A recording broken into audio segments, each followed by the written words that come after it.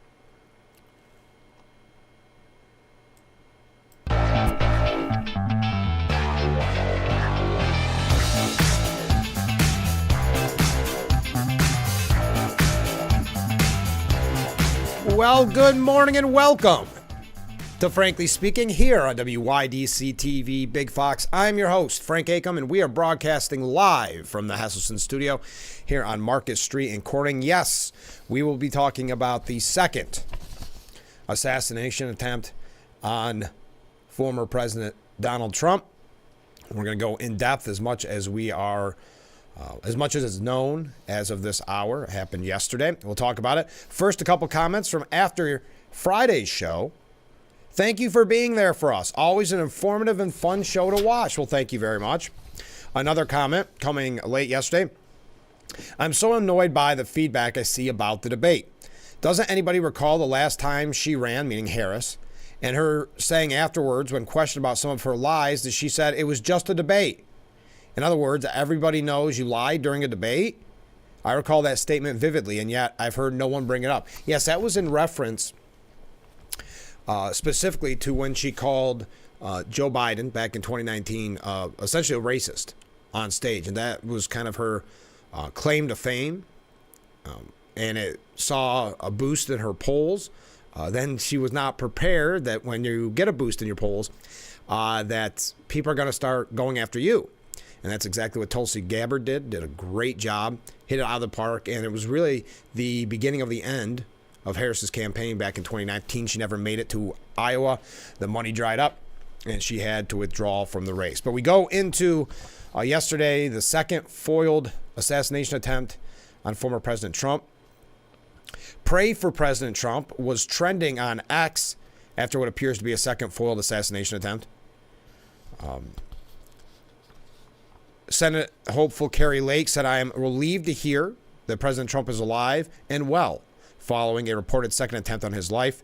I pray for comfort for him and his family in the wake of this attempted assassination and an end to the demonization of a good man and his movement. It's time we unite as Americans and restore Trump to the Oval Office and sanity back to the world." And if you look at, and I'm going to go through what a lot of people had to say after this, but pray for President Trump was trending on X. Senator J.D. Vance said he spoke to Trump. "Still much we don't know, but I'll be hugging my kids extra tight tonight and saying a prayer of gratitude," said J.D. Vance. Trump is safe and well after being targeted by a would-be assassin with a scoped AK-47, according to the New York Post, just a few hundred yards away where the ex-president was playing golf. I've heard as little as 400 yards away. Now, this is the second time a madman armed with an assault rifle had tried to kill the 45th president in just 2 months. Think about that. Palm Beach County Sheriff Rick Bradshaw said the suspect took cover near a chain-link fence between 300 and 500 yards from Trump as he teed off at the fifth hole around 2 p.m., noting that with a rifle and scope like that, that is not a very long distance. Law enforcement sources told the Post that the suspect is Ryan Routh, a 58-year-old Hawaiian resident who had championed progressive causes online and was a reliable donor to Democratic causes and candidates. We've already seen comments from some on the left kind of downplaying this, being critical of Trump. MSNBC blaming Trump's rhetoric for the violence against him, not the rhetoric of the left, of course. Going back to this Routh, his LinkedIn page shows that he attended North Carolina Agricultural and Technical State University, but relocated to Hawaii somewhere around 2018.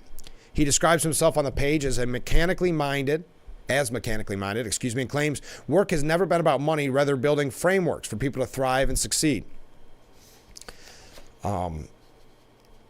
He's also picked up a alarming felony back in 2002 for possessing a weapon of mass destruction. On Sunday, the accused wannabe assassin set up a GoPro camera on the fence with the apparent intent of recording the shooting, part of a full-fledged sniper's nest he orchestrated in the hedges at the edge of Trump International Golf Course, where he was lying in wait for Trump to come into view. Wow. A Secret Service agent spotted the suspect as he stuck the barrel of his rifle through a chain fence on the outskirts of Trump International Golf Course on West Palm Beach. Authorities have yet to determine if the shooter got any shots at the Secret Service agents or at Trump, despite the fact that the ex-president came within a few centimeters of having his head blown off barely 2 months ago. Bradshaw indicated Trump's security detail was lighter than President Biden because he is not sitting commander-in-chief. And we're going to get into that. There's a lot of people calling for more security, the security that he rightfully deserves. At this level that he is at right now, he's not the sitting president. If he was, he would have had the entire golf course surrounded. But because he's not, security is limited to the areas that the Secret Service deems possible.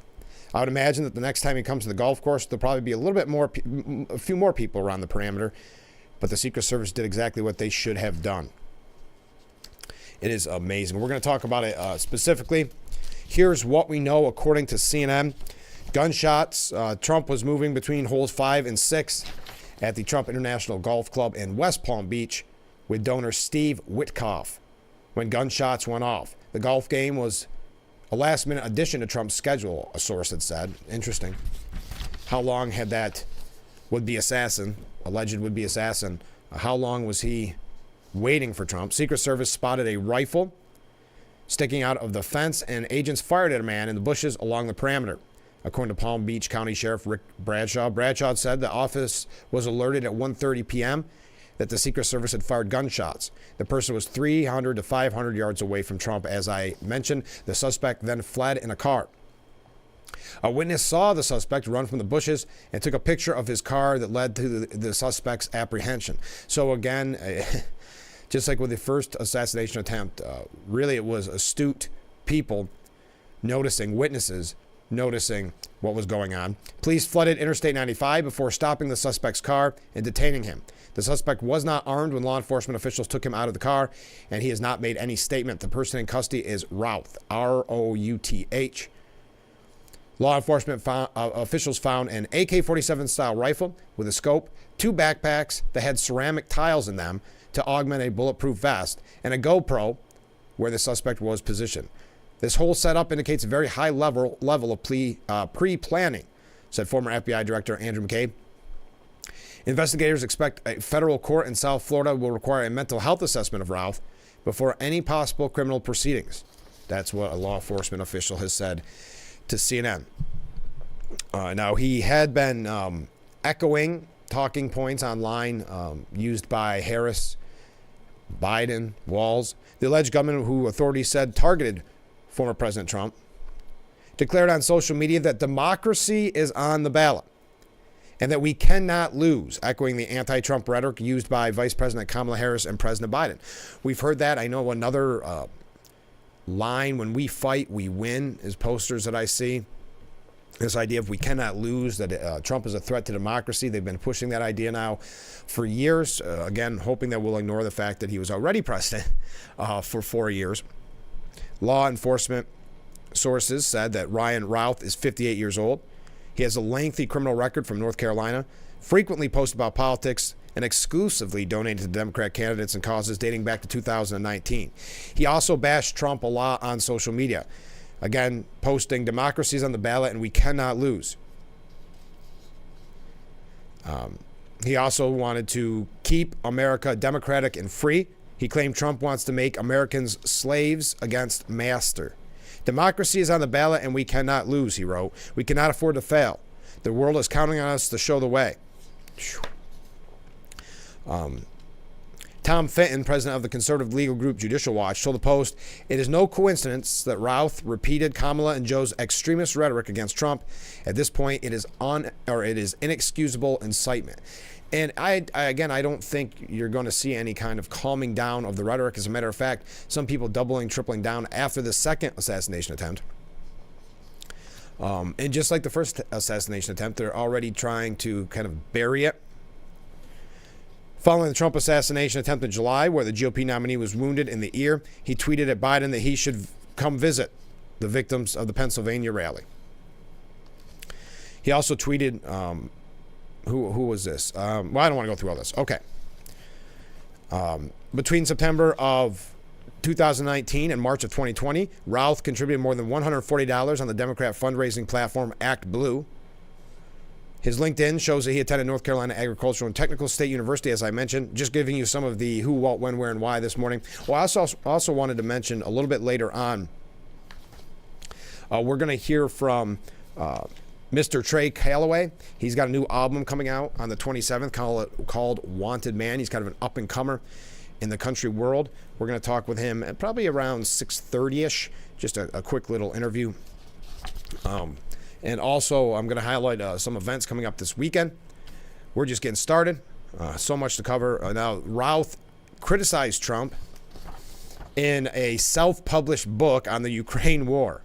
He decried Donald Trump as an idiot, a buffoon, and a fool in his self-published book on the war in Ukraine and geopolitics.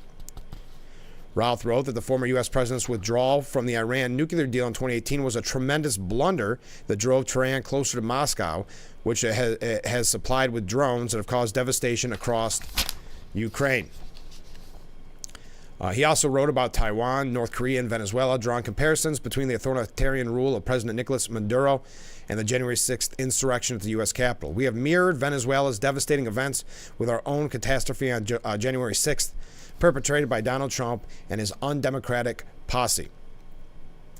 Appearing to reference his former support for Trump, Roth wrote that he must take part of the blame for electing him as president, writing, but I am man enough to say that I misjudged and made a terrible mistake. So that's kind of your quick overview. We have a lot more we're going to talk about, not just about that, but I think it's definitely important to go through what we're learning this morning, some of the rhetoric, some of the statements that people have made. We're going to hear from Congressman Nick Langworthy, who was kind enough to be on the program last week. He has released a statement on this as well. But first, we've got to take our first break of this Monday morning edition of Frankly Speaking. Thank you for joining us. We'll be right back after this.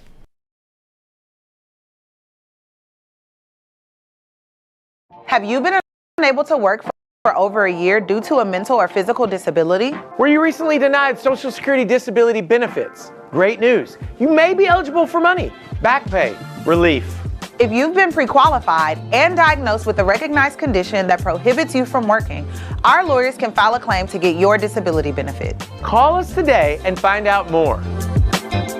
Call now, 844-617-0440. Hustleton's Hot Spring Hot Tub Sales Event is going on now. New technology, cleaner water, easy to use, hot water made simple. Hustleton's, your locally owned and operated hot spring hot tub store since 1955, is offering huge incentives on their saltwater hot tubs, deluxe lifters and steps, Bluetooth music, freshwater IQ, plus 0% interest-free financing options. Come to Hustleton's today and see why your next hot tub should be a Hustleton's Hot Spring Saltwater Hot Tub. Remember, it's always fun to poke in the corners at Hustleton's.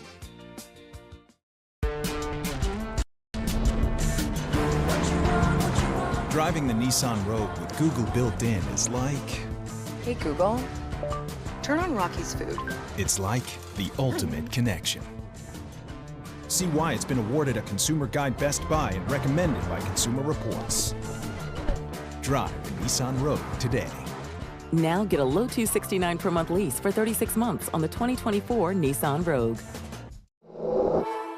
Whether because of discomfort, lack of mobility, your lifestyle, or occupation, you sit inactively way too many hours a day. Introducing Ellipse, the premium quality automatic seated exerciser that strengthens legs, increases mobility, and boosts circulation without physical strain or impact. It is so quiet that none of my coworkers even know I'm using it. Strengthen and tone your legs, increase your mobility, flexibility, and balance, plus stimulate healthy circulation. My joints feel better, my knees feel better, my back feels better. It makes me feel stronger too. Perfect for home therapy. Whisper quiet to use while you work. My circulation is moving, I'm burning calories, and it makes me feel energetic. Call now and order Ellipse, the seated exerciser that strengthens legs, increases mobility, and boosts circulation. Call and get upgraded to the Deluxe Bundle. Get the faster motor or 5 miles of steps per hour, the step counter, the sport mat, and And we are back, broadcasting live from the Hesselson studio here on Market Street in Corning, learning a little bit more about the apparent alleged assassination attempt. The man who's been detained in the apparent assassination attempt. I'm sorry, I'm wording that strange, but we're learning more about him. He at one point tweeted out to Kamala Harris and Joe Biden saying, "You and Biden should visit the injured people in the hospital from the Trump rally," meeting in Butler, "and attend the funeral of the murdered firemen. Trump will never do anything for them." In an April post, he tagged President Biden's presidential account, and he wrote that Biden's campaign should be called something like CATIF, Keep America Democratic and Free. Trump's should be MAZA, Make Americans Slave Again Master. Democracy is on the ballot, and we cannot lose. He also complained of obstacles to getting foreign soldiers to Ukraine. Ukraine is very often hard to work with. Many foreign soldiers leave after a week in Ukraine or just move from unit to unit to find a place they are respected and appreciated. He'd been yelled at every time he suggested they tap Afghan commandos. They're afraid that anybody and everybody is a Russian spy, he said with frustration. Now a man widely reported to be Ralph, 58, is in custody for the FBI, what the FBI described as an apparent attempt to assassinate former President Donald Trump at Mar-a-Lago. They have, if you're interested, I didn't want to put it up on the screen, but if you're interested, the New York Post has pictures this morning of the sniper's nest where they had the AK-47, the GoPro, and the backpack in a hidden spot. He must have really thought this out, planned this out. How does someone, I mean, I can't even imagine someone sneaking on a golf course, let alone a golf course where the former president is playing. Now, Trump released an alert statement following the incident, assuring that he is safe and well hours after being rushed to safety when a man with a rifle was spotted near his golf course. There were gunshots in my vicinity, but before rumors start spiraling out of control, I wanted you to hear this first. I am safe and well. Nothing will slow me down. I will never surrender, said the former president. Now, again, we're not just going to talk about just this subject this morning, but feel free to weigh in. He has had several run-ins with the law, as I mentioned, this Ryan Routh, including conviction of possessing a weapon of mass destruction. Another reason why he should have been on the radar, correct?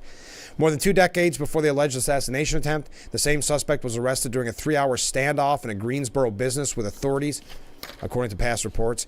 He was pulled over during a traffic stop around 10 p.m. on December 15, 2002, and allegedly put his hand on a firearm and drove to United Roofing, which he owned, where he barricaded himself inside. He was eventually taken into custody around 1 a.m. and charged with carrying a concealed weapon and possession of a weapon of mass destruction in reference to a fully automatic machine gun he allegedly was carrying, according to the outlet. He was convicted of possessing a weapon of mass destruction back in 2002. Routh has other convictions for felony possession of stolen goods and misdemeanor charges of carrying a concealed gun, hit and run, and resisting law enforcement. Routh hasn't been charged yet in his alleged assassination attempt of the former president. Now, as it's been reported, J.D. Vance said that Trump is in good spirits, that he spoke with him after the incident. I'm glad President Trump is safe. I spoke to him before the news was public, and he was amazingly in good spirits. Still much we don't know, but I'll be hugging my kids extra tight tonight and saying a prayer of gratitude. Trump did thank the Patriots, the Secret Service, for stopping the assassination attempt. I'd like to thank everyone for your concern and well wishes. It was certainly an interesting day, said the president. Most importantly, I want to thank the U.S. Secret Service, Sheriff Rick Bradshaw and his office of brave and dedicated patriots, and all of law enforcement for the incredible job done today at Trump International in keeping me as the 45th president of the United States and the Republican nominee in the upcoming presidential election safe. He reportedly told Fox News host Sean Hannity earlier in the day that he was bummed he didn't get to finish the golf game. Of course he is. Look, I really wanted to finish that hole. I was even. I had a birdie putt. Now it sounds like he's in good spirits. When we come back from break, I'll tell you what Congressman Nick Langworthy had to say. Now, Joe Biden did condemn political violence. I believe Kamala Harris had a very similar statement that violence is not acceptable anywhere in America. Not necessarily a forceful statement, but the Democrat president, Joe Biden, said, a suspect is in custody, and I commend the work of Secret Service and their law enforcement partners for their vigilance and their efforts to keep the former president and those around him safe. There is an active investigation into this incident as law enforcement gathers more details about what happened. As I've said many times, there's no place for political violence or any violence ever in our country. And I have directed my team to continue to ensure the Secret Service has every resource, capability, and protective measure necessary to ensure the former president's continued safety. And there's reports out that many politicians on both sides are calling for the former president to get better Secret Service protection because he's not the sitting president. He does not receive as much as we learned, as much as Joe Biden, some saying that enough is enough, that he deserves all the protections of a sitting president because this is now the second assassination attempt in as many months. So as I said, we were going to hear from some more people on this. We do have some things here about Harris's campaign, Trump's campaign, a couple of catch-all kind of stories, a few things from New York, a couple of college updates if we get a chance. I know it's going to be a very busy morning talking about the second assassination attempt on former President Donald Trump. A somber show this morning. It's just getting very scary out there, this divide. And we see the rhetoric, and in many cases, the rhetoric continued even after this second assassination attempt, with some of the language being used by Democrat politicians. It's troubling. And that's why I believe that Pray for President Trump was trending on Twitter. So we're going to talk more about it. We're going to hear what Congressman Langworthy had to say when we come back. Stay with us. This is Frankly Speaking. We'll be right back.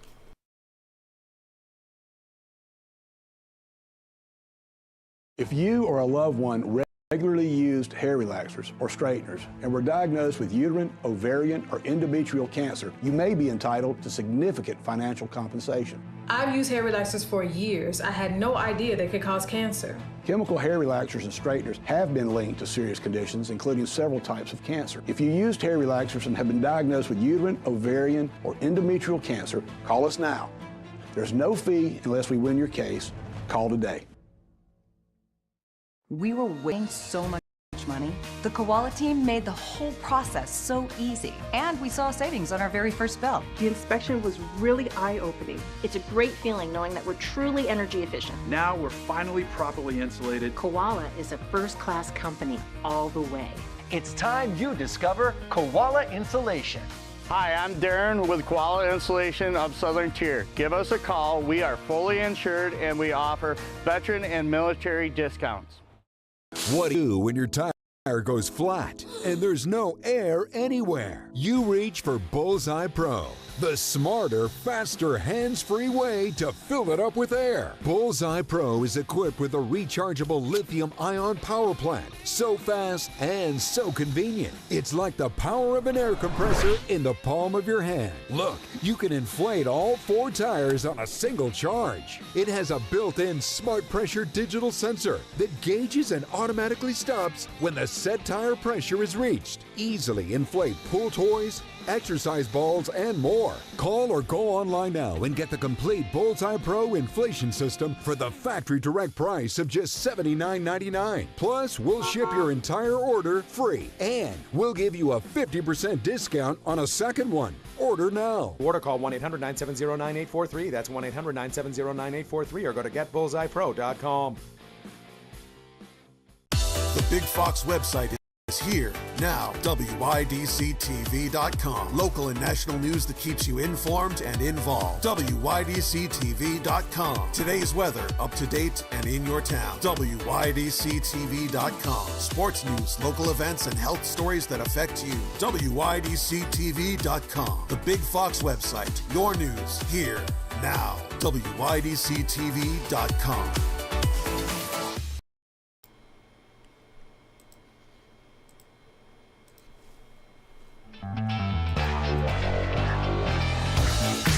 And we are back, broadcasting live from the Hesselson studio. Thank you so much for joining us this morning. Congressman Nick Langworthy, who was kind enough to be on the program last week, and we had a great conversation, he released a statement following the second assassination attempt on former President Trump.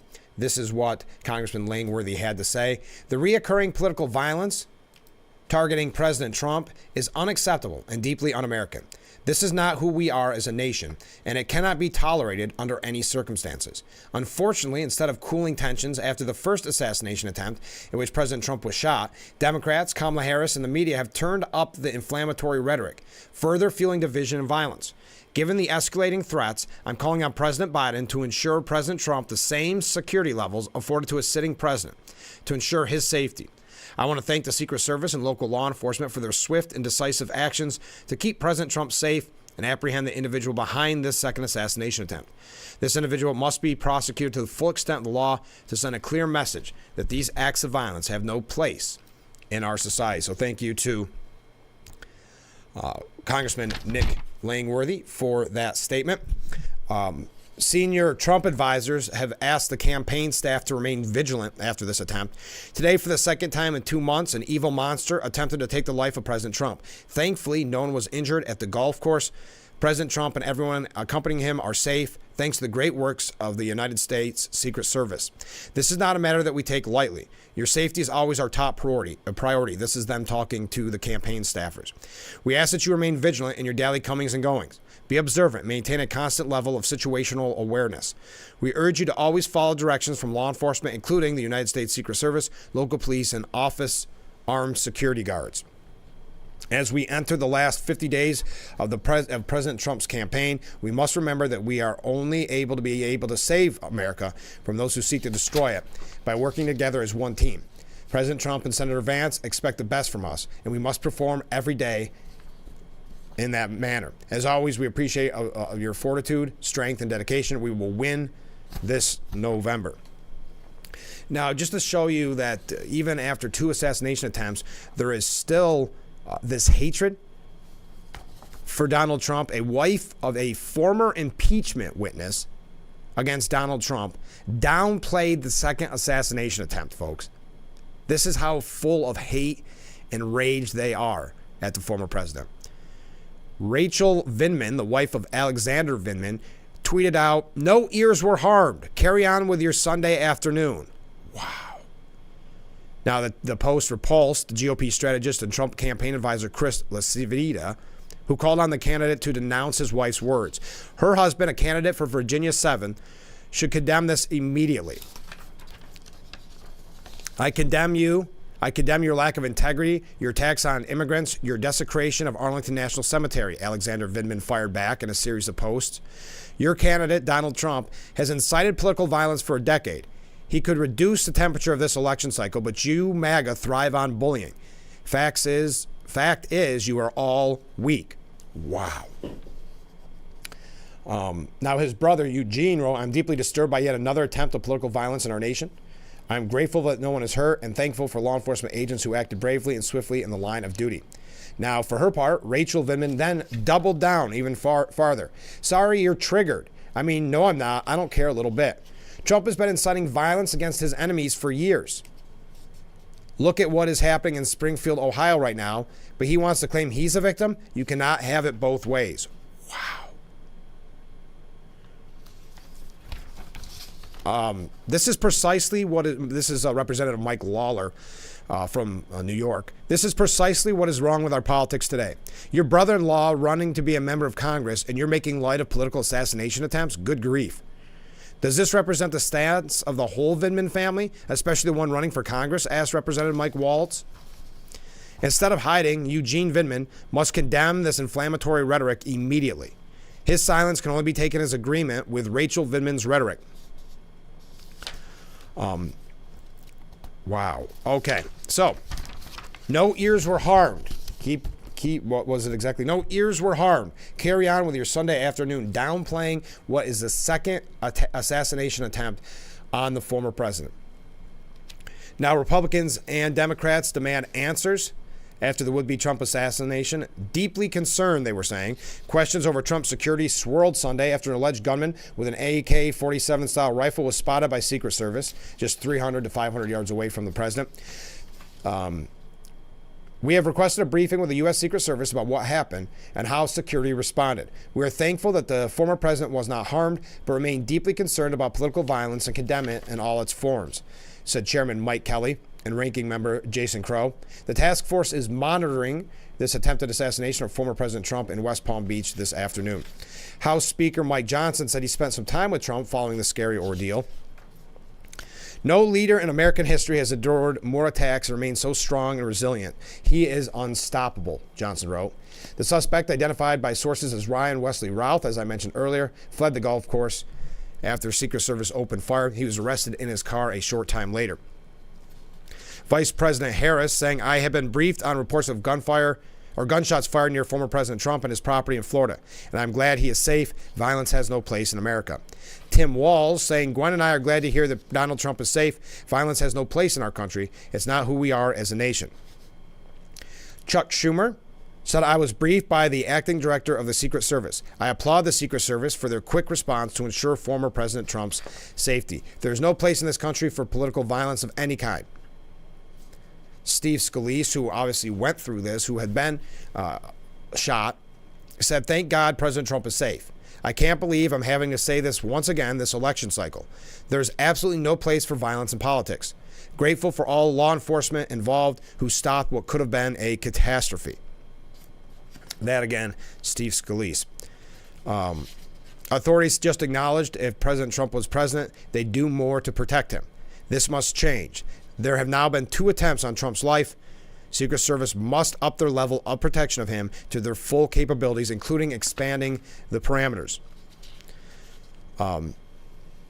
So many echoing the same type of lines. Senator Lindsey Graham said, now it is imperative that we move Secret Service out from under the Department of Homeland Security and back to the Treasury Department, where they had more focus. Also, it's time to increase resources. Brian Stetler tweeting out a post by Mike Walls saying, as I've said before, the July 13th assassination attempt was not an isolated incident that we could take our time investigating, as domestic and foreign threats are ongoing. As a member of the Assassination Task Force, I expect the Secret Service to brief us this week. Tommy Tuberville, who now calls himself jokingly Coach Tommy Tuberville, I'm glad to hear President Trump is safe. Join me in praying for him and our country. There's some others here. Marsha Blackburn saying, I'm praying for President Trump and our nation. Even after 2 assassination attempts and relentless campaigns to put him behind bars, we know that he will never stop fighting for the American people. So those are a couple of quick comments.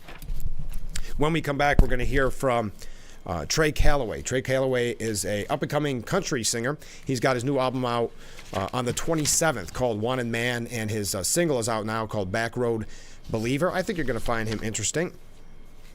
That's why I thought on Monday morning we'd start with that. Keep those comments, keep those waves coming in. I haven't been updating as quickly as I normally do. I will try when we come back from the interview. But right now, we got to take a short break. Stay with us. This is Frankly Speaking here on WYDC TV, Big Fox.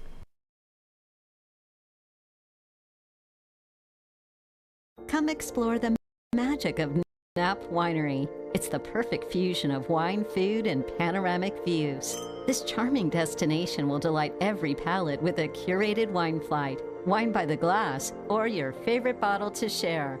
Some special finds to try are Knapp's Iced Wine, Dry Rosé, and Saperavi. While soaking in the view, you may want to enjoy a brunch, lunch, or dinner at the on-site restaurant. Book your experience at Knapp Winery today. You just have to get in the seat of a John Deere 1 Series tractor. Not because of how easy it is to use, or because of our expert dealers. Not even because it has implements for every job. You just have to get in the seat, because breaking ground on your dream home feels pretty great. Right now at Lindsay Equipment, get up to $1,000 off and 0% financing for 60 months on all 2023 John Deere compact tractors in stock. Trust your smile to the friendly staff at Watkins Glen Family Dentistry. From same-day CEREC crowns to advanced imaging using our Vaytec cone beam, to our pain-free dental anesthesia system, the Wand STA system, Watkins Glen Family Dentistry provides you with the best dental care in the region. We welcome people of all ages and will treat everyone in your family like one of ours. Visit our office at 703 South Decatur Street in Watkins Glen, or visit us online at watkinsglenfamilydentistry.com. Now there's a product that sears food, stirs it, even shreds it for you.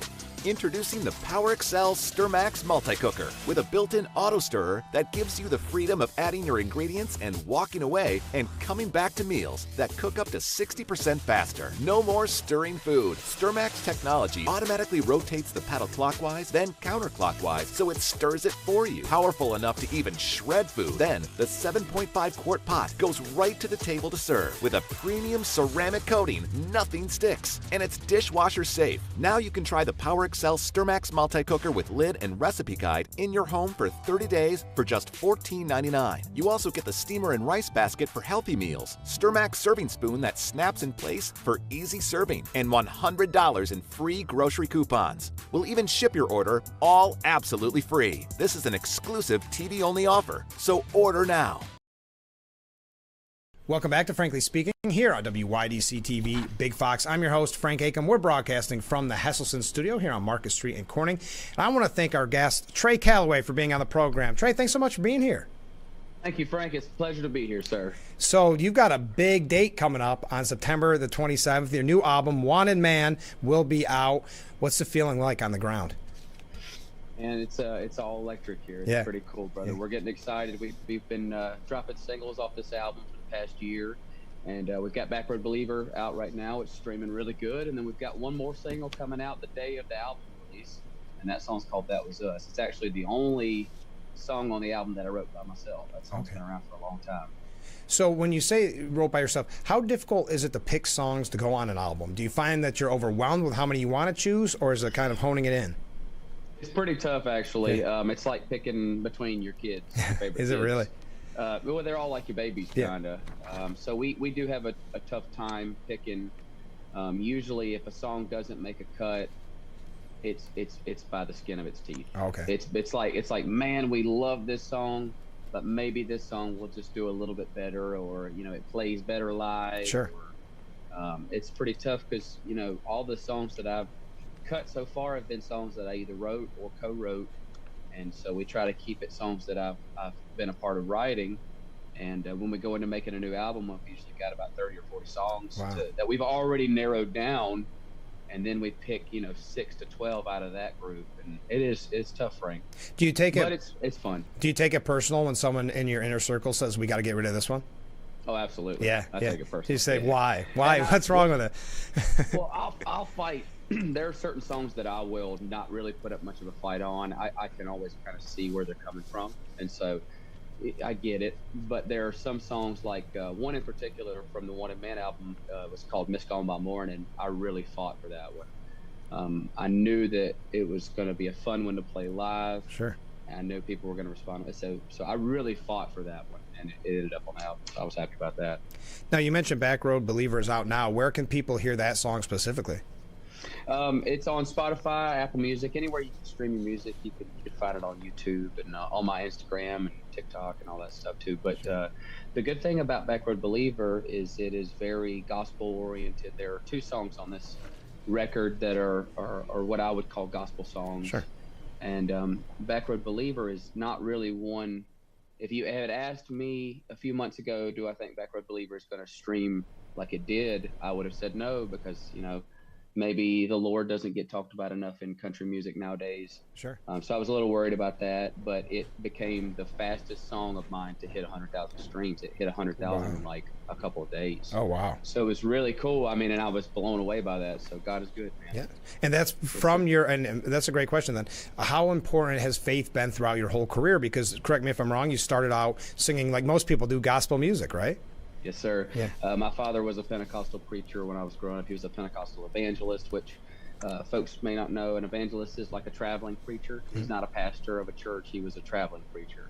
And I would go, about the age of 6, I would go to his different churches that he would preach revivals in and sing for the congregation before he would preach. So that got me in the music business and the music bug from an early age. And then faith has always been a big part of my life. God's always been a big part of my even though I don't pray probably as much as I should anymore, Sure. I still talk to God when I can, and he knows that I've got his back and he's got mine. And honestly, that morality that church instilled in me from an early age has always stuck around, kept me out of a lot of trouble. A lot of friends of mine have gone astray, so to speak, Sure. and maybe got mixed up with stuff that wasn't good for them.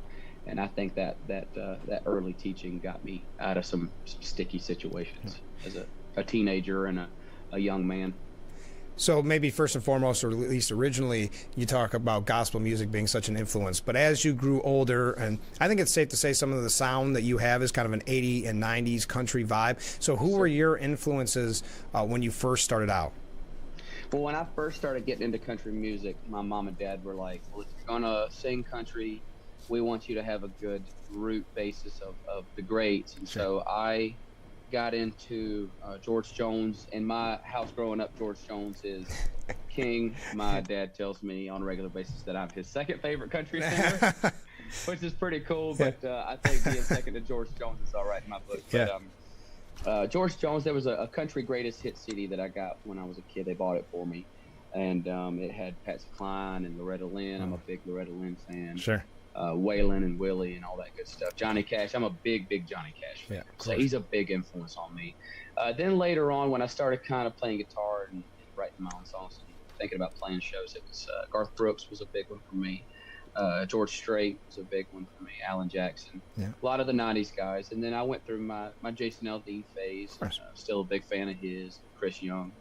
So I would say if you take Garth Brooks and Johnny Cash and Jason Aldean and mix them up, you get me.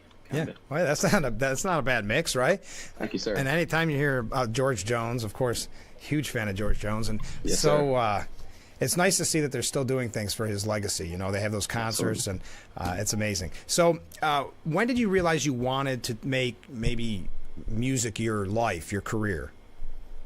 Well, I wanted to be a baseball player growing up. Okay. I had dreams of being Chipper Jones well before I had dreams of being Garth Brooks. Sure. You know, so I probably my sophomore year of high school, I stopped growing and getting any taller. And all my buddies were, you know, throwing in the low 90s, and really all my baseball buddies, it was their life, and music. It was like baseball and music had always been kind of close equals for me. It was like going along like this, and then it just kind of quickly became apparent to me that music was going to be my future. So really quickly around the time that I got out of high school, I started playing music for a living. And, you know, apart from a few odd jobs here and there, I've been, you know, lucky enough to play music for a living for most of my life, most of my adult life. That's been really good. And I've worked a lot of different kinds of jobs, but music was always the main goal. So does that mean you no longer watch baseball? Oh, I do. I definitely do. I don't keep up with baseball as much as I used to. I don't keep up with many sports as much as I used to because I'm so busy right now. But I will get into, I'd probably say I'm big into college football. That's probably my number one sport that I watch now. My fiance is an Ohio State alumni, big Buckeye fan. Yeah. My dad is, even though we're from North Carolina, my dad grew up and raised me as an Alabama fan. Oh, interesting. So that gets really, it is interesting. It gets real interesting around the time that the tournament comes up, that the playoff comes out, because I have one Buckeye over here and Roll Tide over here. Sure. Stuck in the middle, man. Right. But you're right. It does become overwhelming with all the sports sometimes. If you really, I'm amazed sometimes when people can focus on all of it and keep it all straight, because at some point it's almost like a full-time job. I love watching baseball, but I don't know any of the rosters. Yeah. I can pick up, and the Atlanta Braves were always my favorite team, so I'll pick it up and watch them play and be like, oh, that guy's pretty good, and you know, somebody will be like, well, he's, you know, led the league in RBI. Where have you been? Yeah. So, and I'm like, well, I don't know. You know, sorry. Yeah. And by the way, you mentioned your fiance. You're getting married soon. Congratulations. Yes, sir. October 12th. I'm taking the plunge. Good sir. I'm really excited. Yeah. She's better than I deserve. Yeah, and you don't even have to do a house band. You can play yourself. Right? Well, we're going to have a DJ. You probably can't say that on the air. No. We're going to have a DJ. I think there was a reason why. It's because she knew that if we had a band, probably like a band of my buddies come up there and play, that I would inevitably end up on the stage. Of course you would.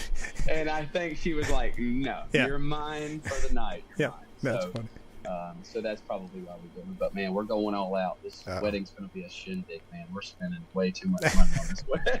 Well, hey, you're going to do it right? We're doing it right. Pay the bills later. What's the difference? Yes, right. It's only money. So you mentioned how busy you are, not just in your personal life, but obviously professional. You had mentioned touring a lot, or whatever the term would be, playing a lot of shows. Would you rather be out on the road, or would you rather be in the studio recording? Man, that's a great question. I appreciate you asking that, Frank. So that really is a good question. I would say if I had to pick between the two, someone holds a gun to my head and says pick, I would say recording. Studio. Wow. I love being in the studio. I love the songwriting process, not so much. That's probably my third favorite, I would say. But the creation of a song, being in the booth and being in the rooms with all the great players, all these amazing, talented players that are in Nashville, and being there at the beginning of a song, the birth of a song, is really my favorite part of the music business. And then it's closely followed by playing shows. Okay. And but I like shows solely for the reason of making people happy. Yeah. I play shows because I love the look on somebody's face when you point them out in the crowd and you say, hey, you person I don't know, hey, you, what do you want to hear? Who's your favorite country singer? Yeah. If it's one of my songs, that's great. If it's not, you know, I'll make you happy. And so I love the way their face lights up when that happens. Sometimes they're like, you know, shut up and let me drink my beer and leave me alone. But usually 9 times out of 10, they'll be like, no, man, absolutely, I'd love to hear this. And you play that song for them. If you do it okay, you do it well, it makes their day, you know. And they're close seconds, but studio is definitely my favorite part. Do you ever see yourself going on, as they say, the other side of the glass and producing and like that? And you know, that's a great. I've never been asked that before. I would. Yeah. I think maybe the tech stuff would hold me back a little bit. I'm not as technical. I know I have a good ear, but I don't know how to push the knobs and work with software. So if I learned how to do that, probably. I basically co-produced this album with Grady Saxman. A lot of my ideas went into the music, which that was a change for me. My first album, Carolina Man, was just like, hey kid, sit over there in the corner and shut up. We got this part. Sure. And sing when we tell you to sing. Yeah. And that was fun. It was fun. It was a good learning experience for me. But this album has a lot more of my style and my touch on it too. And it was a good team effort between Grady and I. Now, you mentioned in studio and being live, and you've been nominated for some pretty important awards, and you've won some pretty important awards. Was that ever a thought in your mind that would happen, or has it always been that's just kind of a bonus in all of this? Honestly, the award shows are always kind of like, oh, really? We got nominated for that? That's really cool. And it is nice. I'm not going to sit here and give you the old tired song and dance of, oh, you know, it's nice. Sure. To be recognized by other people for your hard work. It's very nice. And the people that are affiliated with like Josie's and the Texas Country Music Awards have been so kind to me. I can never repay them for the stage and the platform they've given me. All I can do is keep earning that love and that trust from them. But so it is nice to be recognized for that stuff. But when I go to the award shows, if I don't win anything, I walk away always with my head held high. Yeah. And saying, you know, just to be nominated for something like this is an honor. And I appreciate you bringing it up, Frank. That means a lot to me. Of course. Now, just before we go on, we're talking about the new album coming out on the 27th, Wanted Man. Where can people find out more about you? If they haven't heard a lot of your music or they want to hear more of your music, where should they go? Well, I would say Spotify is a good place to start. Go check out my Spotify. It's TREYCALLOWAY. I'm on Instagram. Instagram is probably my most active platform as far as social media goes. TikTok, we're trying to build a TikTok is something. It's a beast in of its own. Yeah. So we're still figuring out TikTok, but we're getting it. We're slowly but surely getting it. I'm all over YouTube as well, and I have a website, TreyCallowayMusic.com. But go follow me on Instagram and Spotify. I would say that's a good place to start. Do you find it frustrating that so much, because I do, so much of promoting yourself, or in this case my show, is through social media? It's a double-edged sword. I think that social media has, in a lot of ways, helped the world and helped the music business. It's given some people who don't necessarily have the financial resources to, and myself included, to get their music heard by people. But I also think that in a little bit of a sense, it throws young musicians to the wolves, so to speak. And it's like, hey, you made this video of you singing in your bedroom and you have a beautiful voice and it's a great song, and you put it out and it blows up. And overnight, you're thrust into the public eye and you're not prepared to handle it. You don't have any more songs written. You're not ready to go make a record. You're not ready to go tour. You're not ready to be the guy or the girl yet. And I think it causes a lot of musicians to almost burn out before they get started really. And in that regard, I think that we need to be careful about that, because it's not fair to other musicians when that happens. It's not fair to those young musicians when that sort of thing happens to them. I agree. Because the music business is tough. It's tough to make it in. It's tough to have any kind of longevity. Yeah, I would imagine. Well, before we go, I saw your tour list. We're going to get you out to New York, upstate New York sometime. Very cool. I'm ready when you are. I've never been to New York. Oh, it's beautiful. This time of year is really beautiful. Yeah. I'd love to come up there. Well, let us know. All right, we'll have you on again. Frank, I appreciate you, buddy. Best of luck with the album, okay? We'll talk soon. Thank you. All right. Safe, buddy. Yep, stay with us. We'll be right back.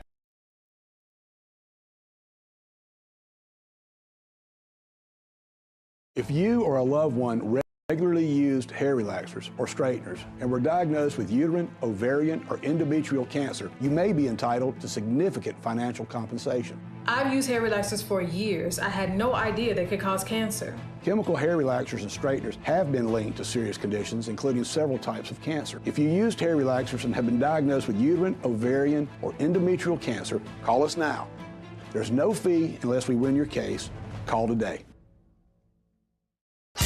Hustleton's Hot Spring Hot Tub Sales Event is going on now. New technology, cleaner water, easy to use, hot water made simple. Hustleton's, your locally owned and operated hot spring hot tub store since 1955, is offering huge incentives on their saltwater hot tubs. Deluxe lifters and steps, Bluetooth music, freshwater IQ, plus 0% interest-free financing options. Come to Hustleton today and see why your next hot tub should be a Hustleton's Hot Spring Saltwater Hot Tub. Remember, it's always fun to poke in the corners at Hustleton's.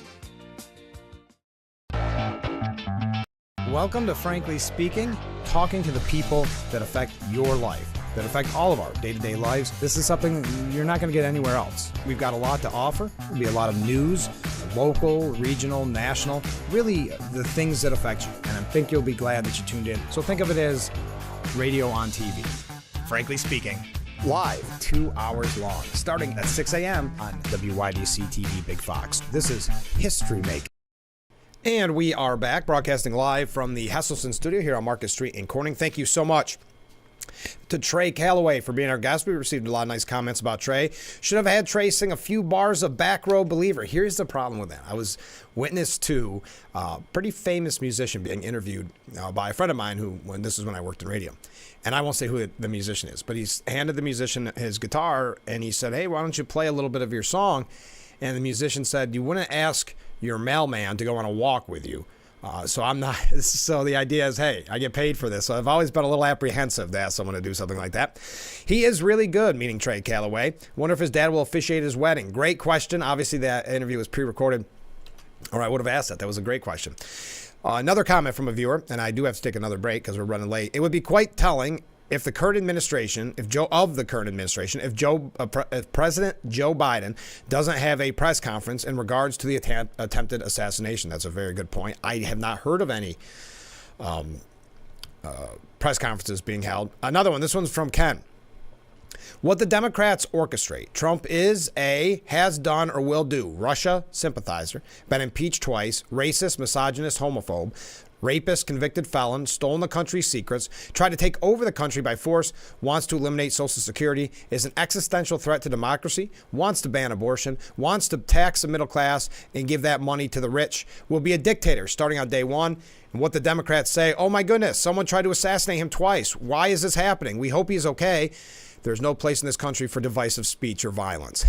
It's a good point, Ken. And that's why, if you noticed, Democrat House Minority Leader Hakeem Jeffries tweeting out just an hour after the assassination attempt, extreme MAGA Republicans are the party of national abortion bans and Trump's Project 2025. We must stop them. That rhetoric coming just an hour after former President Donald Trump survived the second assassination attempt. We must stop them. So to Ken's point, very clear there. We got to take another short break. Stay with us. This is Frankly Speaking here on WYDC TV, Big Fox. How many times have you tried to clean a stubborn mess but end up with no success? What you need is the all-new waterproof Ruby Horsepower, the new cordless and rechargeable power scrubber that cleans faster and easier, guaranteed. Watch, baked on oven grease is no match. It blasts away dirt and grime in no time. The power comes from our rotating brushes, spinning at 350 RPM. The incredible torque fights calcium, mildew, mold, and more. Take it in the kitchen, where it busts through caked-on crud, or outside and tackle tough tasks with ease. Get your Ruby Horsepower with 4 additional attachments, all for just $39.99. Great news! They're in stock and ready to ship. Due to high demand, only 2 per order. Order now. Call 1-800-980-2344. That's 1-800-980-2344, or visit horsepowerscrubber.com. So call 1-800-980-2344 now.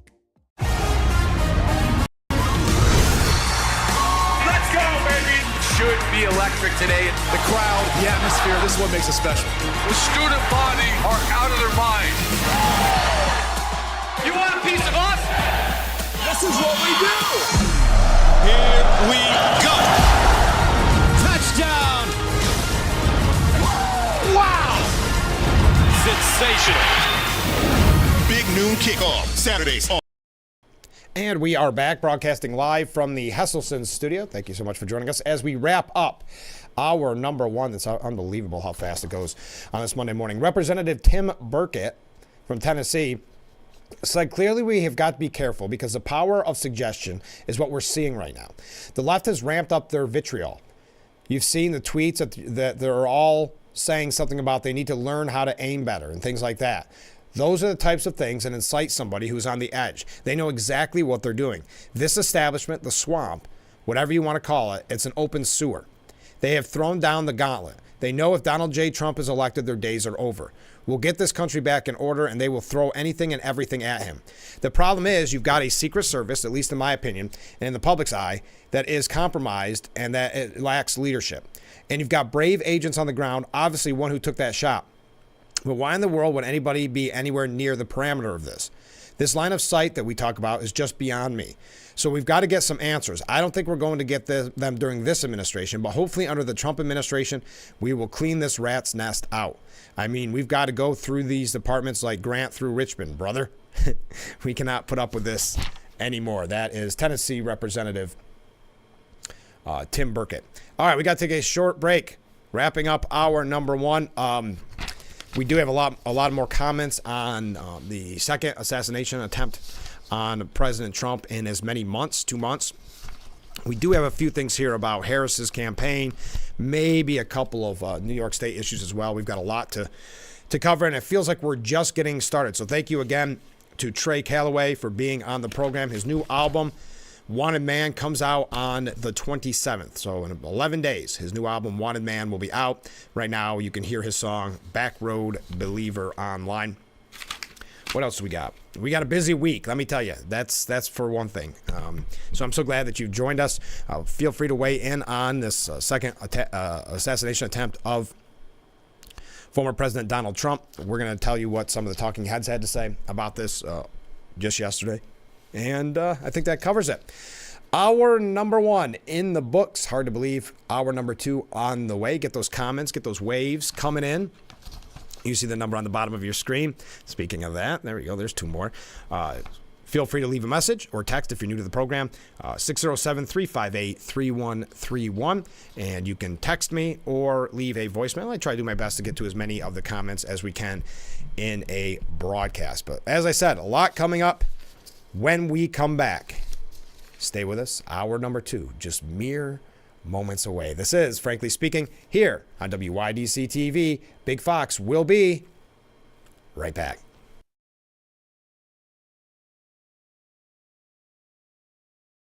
When I was in law school, my father had to stop working when he developed early Alzheimer's. Social Security disability benefits saved my parents financially. I'm Peter Gorton of Lockman & Gorton. Now I'm a lawyer who helps people when they need Social Security disability. If you can't work, I'd like to help. For a free consultation, call Lockman & Gorton toll-free 1-800-698-0567. Looks like y'all got a lot of stuff here in your water. You're never gonna believe it, but this can filter up to 60 different contaminants from your water. It's all about cleaner drinking water. Dude, that's good water. And that's good water. Now that's good water. That's good water, eh? No matter where you live, there's a Culligan water expert nearby. At Culligan, we think about your water so you don't have to. Call today to schedule your free water test.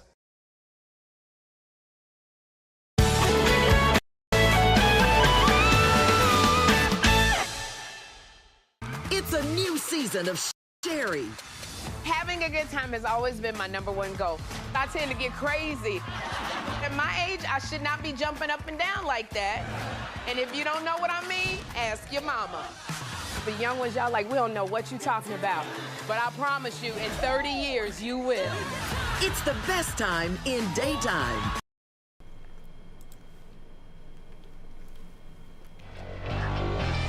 Hour number 2 of Frankly Speaking. Thank you so much for joining us this morning as we broadcast live from the Hesselson studio here on Market Street in Corning. I'm your host, Frank Acom. A comment from a viewer. Thank you for reading Tim Burkett. He nailed it. Yes, he did give a very clear look at what we're dealing with here with the now second attempted assassination of former President Trump. During CNN's coverage of a second attempted assassination attempt, former FBI counterterrorism agent Tim Clemente told host Aaron Burnett that finger pointing at Trump, including claims about bloodbath and things like that, if his Democrat opponent wins, misconstrued to bolster claims of violence if he didn't win, was a likely motivation for the accused assassin. It's unprecedented in a civilized society, and I think we're becoming more and more uncivilized, sadly, with the political diatribes that are going on, the political new indictments of each candidate. And sadly, the finger pointing at Trump has led to, the line about the bloodbath, talking about the auto industry being used if he's going to create a bloody coup if he loses. That kind of verbiage is something you use in a third world country when you're talking about a dictator. And they sadly has led to, I think, these attempts on Trump's life. And I don't think it's going to end. I think we just have to realize, look, we're political opponents. You and I might not agree on 50% of what we care about politically. It doesn't matter. It doesn't mean we can't be friends, neighbors, relatives, and have a regular dialogue every day. We have to get back to that talk about our differences, but not in a way that makes us feel like we're the enemy and I'm all good. David Frum says that Trump advance want to present themselves as near victims after the second assassination attempt. This is exactly what I mean, this kind of rhetoric, folks. Trump and his running mate have spent the past week successfully inciting violence in Springfield, Ohio. Today, they want to present themselves as near victims of violence. In this case, of violence completely unrelated to themselves and at a very safe distance from themselves. What? Shortly after a leftist freak tried to assassinate my dad, David Frum of The Atlantic tweeted this. That's Donald Trump Jr. Truly deranged that after 2 verified assassination attempts, this sicko responds by claiming without any evidence that he is actually the one guilty of inciting violence. And this is common. They end up blaming Trump, just like they did with the first assassination attempt. They blame Trump and his rhetoric for getting him, it's a victim blaming, for getting shot at. And think about that, at a very safe distance, 300 to 500 yards with that gun. It's not a safe distance. MSNBC hosts ask if Trump campaign will call for toning down rhetoric after the shooting outside his golf club. Do you expect here to be calls from within the Trump campaign to do that? Because he will reach out to his supporters and say, let's take this down. We do not know the source of any gunshots. We do not know who is responsible for this. The whole thing is yet to be 100% confirmed from start to finish how this is all playing out. But do you expect to hear anything from the Trump campaign about toning down the rhetoric, toning down the violence, or would that be atypical of the former president? MSNBC political analyst Elise Jordan remarked, well, remember back to the assassination attempt from Trump's life and how they were the talk of a new tone, and the Republican convention was, by Trumpian standards, muted. And it did seem like he was trying to take it down a few notches. But then the end of the convention speech, we all were back to where we're started. I don't know how long this moment of unity for the country where we come together and say, I don't want any political opposition to be under threat of violence. We don't want that. I would love for us to have a unity type moment, but I think it is probably going to be fleeting, as we have seen in the past. Jordan also wondered whether people on both sides of the aisle would work to take the temperature down. How we have gotten to this point where the demonization of the other side is no longer politics. It's gotten bigger than that. The calls for violence, the violent rhetoric, and look what happened. This heated rhetoric can only go so far before, unfortunately, it has led to violence on both sides of the aisle. So I think it's something that Democrats and Republicans have to be very cognitive about. What can we all do to take the temperature down? Franklin Graham says we need to pray for this man, meaning Donald Trump. It's evening here in Rome where I am. But the news is reporting that shots were fired in President Trump's vicinity in Florida. There aren't many details available yet. But as they try to determine what exactly happened, this is a strong reminder that we need to pray for this man. Pray without ceasing. I pray, Lord, for Donald Trump's safety. Amen. And prayer for him daily, said Franklin Graham. Bernie Sanders said he was relieved Trump is safe. There's no place for political violence, including the disturbing incident we just witnessed in West Palm Beach. We must denounce it in the strongest possible term, and I am relieved that the former president is safe. Political violence is absolutely unacceptable. I wish Donald Trump and anyone else who may have been hurt a speedy recovery. Now, this comes after Bernie Sanders said that Trump was dangerous In August, he said Donald Trump is dangerous. He undermines our democracy. He destroys faith in our institutions. He lies. We must do everything we can to see that he is defeated. World leaders reacted to the apparent Trump assassination attempt. Apparent, how do you like that? Israeli Prime Minister Benjamin Netanyahu said that he and his wife Sarah were shocked by the second assassination attempt against President Trump and were relieved to hear that this too had failed. But we should not rely on luck. All measures will be taken to ensure that such deadly attacks on a candidate for the U.S. presidency will be foiled in advance. Australia's Prime Minister expressed concern and said it's a good thing Trump is safe. Everyone wants the democratic process to be peaceful and to be orderly. Hungarian Prime Minister Viktor Orban, a longtime Trump supporter, said it is clear that President Trump's life is in danger until his victory. Now, the reckless rhetoric from Democrats and the media is to blame for the second Trump assassination attempt, according to Miranda Devine from the New York Post. An eagle-eyed Secret Service agent reportedly spotted the barrel of a gun in bushes a few hundred yards from where the former president was playing golf, and a shot at the would-be assassin who was later arrested. It's a frightening development that highlights the recklessness of the hateful rhetoric constantly aimed at Trump by his political opponents. Even after he was shot just a month ago, shot at and hit in the ear just a month ago in Butler. Last week, Kamala Harris falsely accused Trump of calling Nazis fine people, promising a bloodbath, and being responsible for the worst attack on the democracy since the Civil War. She and Biden and surrogates constantly exaggerate the J6 Capitol riot and use it to frame Trump as a, quote, threat to democracy. This again, Miranda Devine. Joe Biden has labeled Trump and MAGA Republicans as semi-fascists and domestic terrorists. Tim Walz called Trump a fascist and a threat to democracy who will put people's lives in danger. On Saturday, Democratic Senator Chris Murphy described Trump as a candidate explicitly running on the promise of political violence. In Orwellian fashion, they accused Trump and his supporters of stoking violence when the evidence is almost all the other way.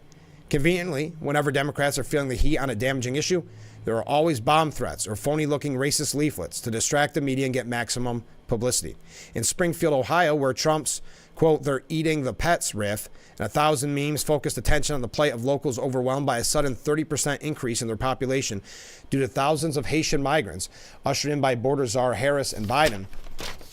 Having ignored the border crisis for 3 years, the media is now demonizing long-suffering Springfield citizens and portraying anyone who highlights their plight as a violent bigot. CNN Dana Bash even accused Trump's running mate, J.D. Vance, on Sunday of, quote, causing the hospitals, the schools, the government buildings to be evacuated because of bomb threats in Springfield.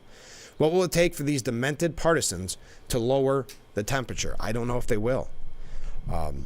Now, Stephen Collinson says it's another dark moment with unprecedented political consequences. Yet, that's where the rival campaigns now find themselves after what looks like a second attempt to kill Republican nominee Donald Trump in the latest twist to a political season defying precedent and highlighting the nation's deep polarization.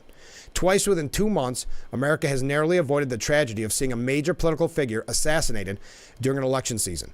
And the toxic forces that such an outrage could unleash in a country racked by visceral partisan divides. That such incidents happen at all speak to the undercurrent of violence that is a constant shadow over American politics.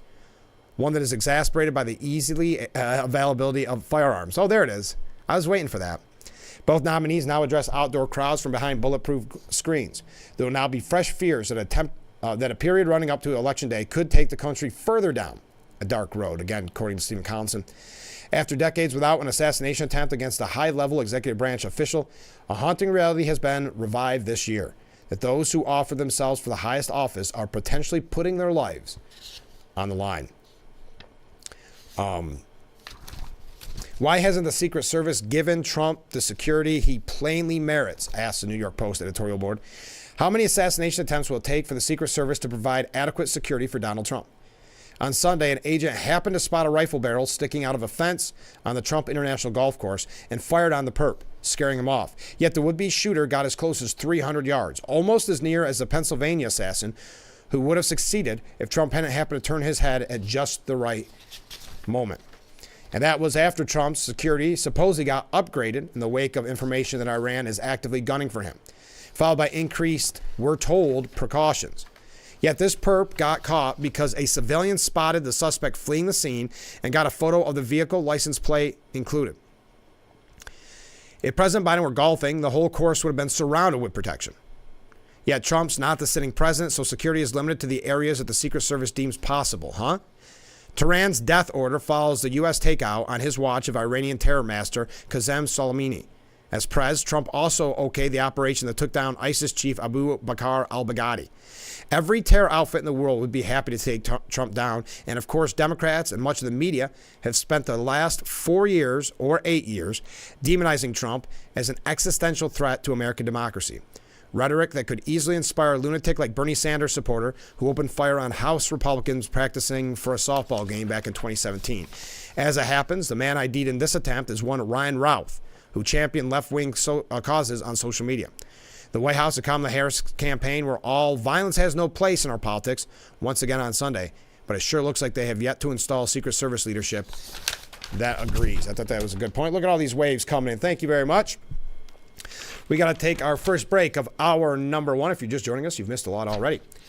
We've got a lot more to cover with Trump. We're going to move on to some campaign issues here in just a little bit, so stay with us. This is Frankly Speaking here on WYDC TV. Big Fox will be right back.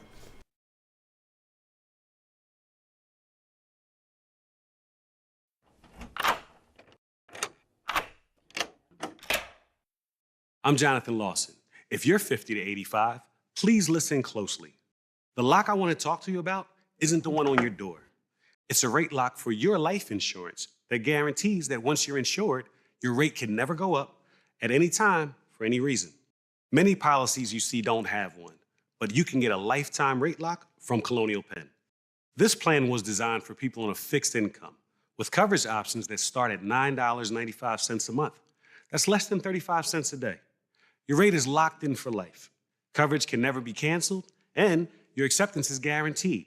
You cannot be turned down because of your health. See for yourself. Call for an information kit and gift. Both are free with no obligation.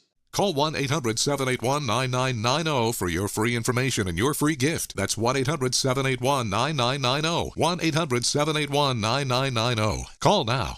Whether because of discomfort, lack of mobility, your lifestyle, or occupation, you sit inactively way too many hours a day. Introducing Ellipse, the premium quality automatic seated exerciser that strengthens legs, increases mobility, and boosts circulation without physical strain or impact. It is so quiet that none of my coworkers even know I'm using it. Strengthen and tone your legs, increase your mobility, flexibility, and balance. Plus, stimulate healthy circulation. My joints feel better, my knees feel better, my back feels better. It makes me feel stronger too. Perfect for home therapy. Whisper quiet to use while you work. My circulation is moving, I'm burning calories, and it makes me feel energetic. Call now and order Ellipse, the seated exerciser that strengthens legs, increases mobility, and boosts circulation. Call and get upgraded to the Deluxe Bundle. Get the faster motor or 5 miles of steps per hour, the step counter, the sport mat, and wireless remote. Call now.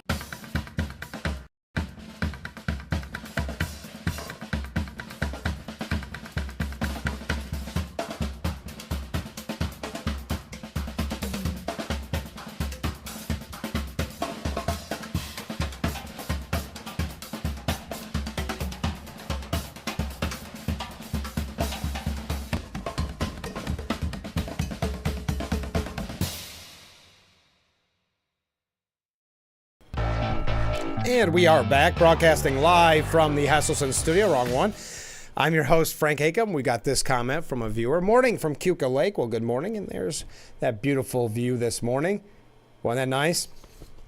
We're all jealous. So thank you for sending that in. All right. So Kamala yesterday did give a interview with ABC. It was a softball interview. Now, did you watch any of J.D. Vance's interviews and going into these hostile areas like with Dana Bash? But, of course, as we are aware, Kamala receiving softball questions when she sat down with ABC.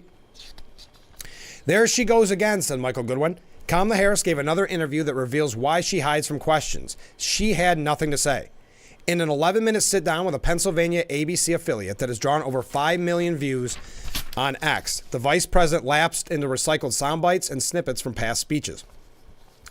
Reporter Brian Taff asked direct questions about policies but never got direct answers. She filibustered with tales about her childhood, with the inane kicker being that folks were very proud of their lawn. Wow, so deep. if she's mind melding, I don't know what this means, from Chauncey Gardner from being there.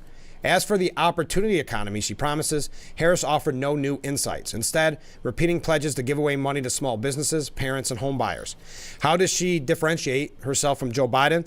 I'm a different person. I'm obviously not Joe Biden. Good. Consider that fact check. How does she appeal to Donald Trump voters? People want a leader who brings us together, she said, before citing the support of Liz and Dick Cheney as proof. Count on the interview being her last one for a while. Back to the Biden basement strategy for the wannabe leader of the free world. Still, the segment does serve a larger purpose by illustrating how much she benefited from ABC's bias at last week's debate. The network denies claims it gave Harris the questions beforehand, but the case isn't closed. It can't be because the ABC moderator so blatantly tipped the scale in Harris's favor. And we talked about this last week with the fact-checking. Live fact-checking where they now admit that that was only ever going to be against Trump. Harris was protected with selective questions, and moderators didn't press for details or call out her false claims. As new evidence emerges, the debate looks as if it was a trap designed to ensnare Trump and humiliate him in front of 67 million viewers. As such, it has more in common with a political dirty trick than honest journalism. This again coming from Michael Goodwin. Moderators David Muir and Lindsey Davis accused the former president of giving false or misleading answers 5 times. But thanks to an interview Davis gave after the debate, we now know the tilt was planned. Did you hear this? She told the Los Angeles Times the idea of live fact-checking emerged from the June debate between Trump and Joe Biden. People were concerned that statements were allowed to just hang and not be disputed by the candidate, Biden at the time, or the moderators, Davis said. She references only Trump, even though Biden made false claims, such as America saying no American soldiers died on his watch, the fact that 13 service members were killed in his abandonment of Afghanistan. That didn't concern ABC. Its only takeaway was to fact-check Donald Trump, and they admitted it. That after that, they didn't think Biden did a good enough job, and they can't have Trump saying whatever he wants. The moderators need to step in. They then devised correction based on his expected answers. In effect, they selected questions designed to catch Trump making statements that they could declare false. That's more like election interference than public service. Davis revealed the outlines of the entrapment plan to LA Times. She said that she and Muir spent weeks gaming out scenarios where the anchors and ABC News producers tested their questions and played out possible responses. Regarding a key moment during the debate, Battaglio wrote that Davis and Muir fully anticipated that Trump's enormous abortion claim would come up when she questioned him on the issue. Davis explained her expectation of what Trump would say by adding, politicians tend to say the same things again and again. Trump walked into that trap and Davis pounced. Asked about his view of limits to abortion access, Trump defended the concept by citing a former governor of Virginia backing the killing of certain infants up to even after birth. He is referring to Democrat Ralph Northam, do you remember that name? Who said in 2019 that in cases of deformities, the infant would be delivered, the infant would be kept comfortable, the infant would be resuscitated, and that's what the mother and father desire, and then a discussion would ensure between the physicians and the mother. As soon as Trump finished, Davis delivered her planned fact check, declaring there is no state in this country where it is legal to kill a baby after it's born. The plan worked, except the facts are not as clear as she made them seem. For example, the Susan B. Anthony Pro-Life America group said Davis was wrong and demanded ABC issue a correction in a letter that read, her statement tragically ignores the reality of babies who survive failed late-term abortions but are denied basic medical care and left to die. Also, 9 states and Washington, D.C. have no term limits on abortions, according to the Guttmacher Institute. In another sequence, Muir told Trump was wrong to say that crime was rising, citing FBI statistics. But it's well known that upwards of 20% of local and state officials do not report crime stats to the feds. Thus, the facts are debatable, and the issues should have been left to the candidates. But that wasn't good enough for ABC, which inserted its opinion in an example of media arrogance and partisanship. I am among those who believed Harris outperformed Trump during the 90-minute debate, but acknowledged ABC's bias scheme now gives me pause.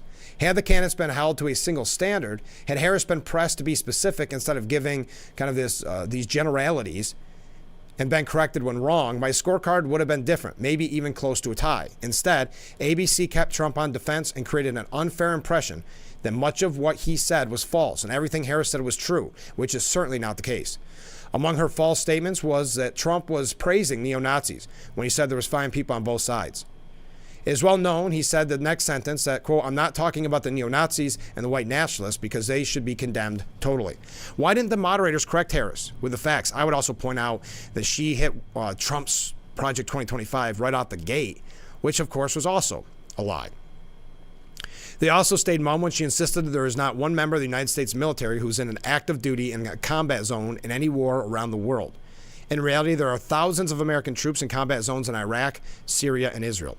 Last January, 3 U.S. soldiers were killed by a drone attack in Jordan from an Iran proxy, and scores of others were wounded in similar strikes in Iraq. The Houthis attacked our ships in the Red Sea, and our military is deployed in warring parts of Africa. Did the moderators not know any of this, or were they completely corrupted by their desire to damage Trump? If that's the case, they succeeded, at least temporarily. But in the process, they made ABC the biggest loser of the night. And I know they always say that. They're the biggest loser. They are, but nothing ever comes from this. Muir and Davis, I mean, they're just getting pats on the back. They're getting invited to more parties. This is the new tactic. Fact check Donald Trump. Not fact check Harris. There's numerous times where they could have interrupted her or said, you know, that's not true, but they didn't. And as we learned from that interview that she gave with the LA Times, this was their plan right along, to only go after Trump. They even practiced with what he might say so that they could be ready with those fact checks. And like I've said before, I've noticed it more and more with the interviews that they do, when J.D. Vance or Tom Cotton gives an interview, and it's so frustrating that you won't let the candidate or the surrogate talk. It really makes, in many instances, the interview, in this case, the debate, almost unwatchable, very frustrating.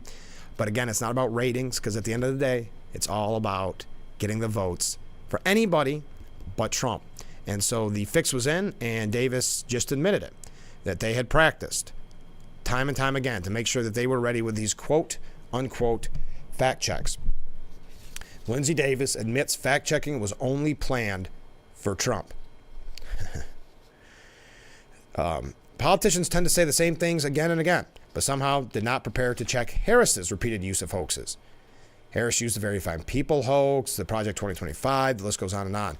But, of course, ABC was not prepared for the lies that Harris would tell, only because they saw how good Trump did against Biden. They had to be prepared to essentially run the campaign for the other candidate. They couldn't let Trump just say anything. And what if Harris didn't do a good enough job going after him? They needed to be prepared. All right, we got a lot of comments, a lot of waves coming in. Stay with us. This is Frankly Speaking here on WYDC TV. Big Fox. We'll be right back.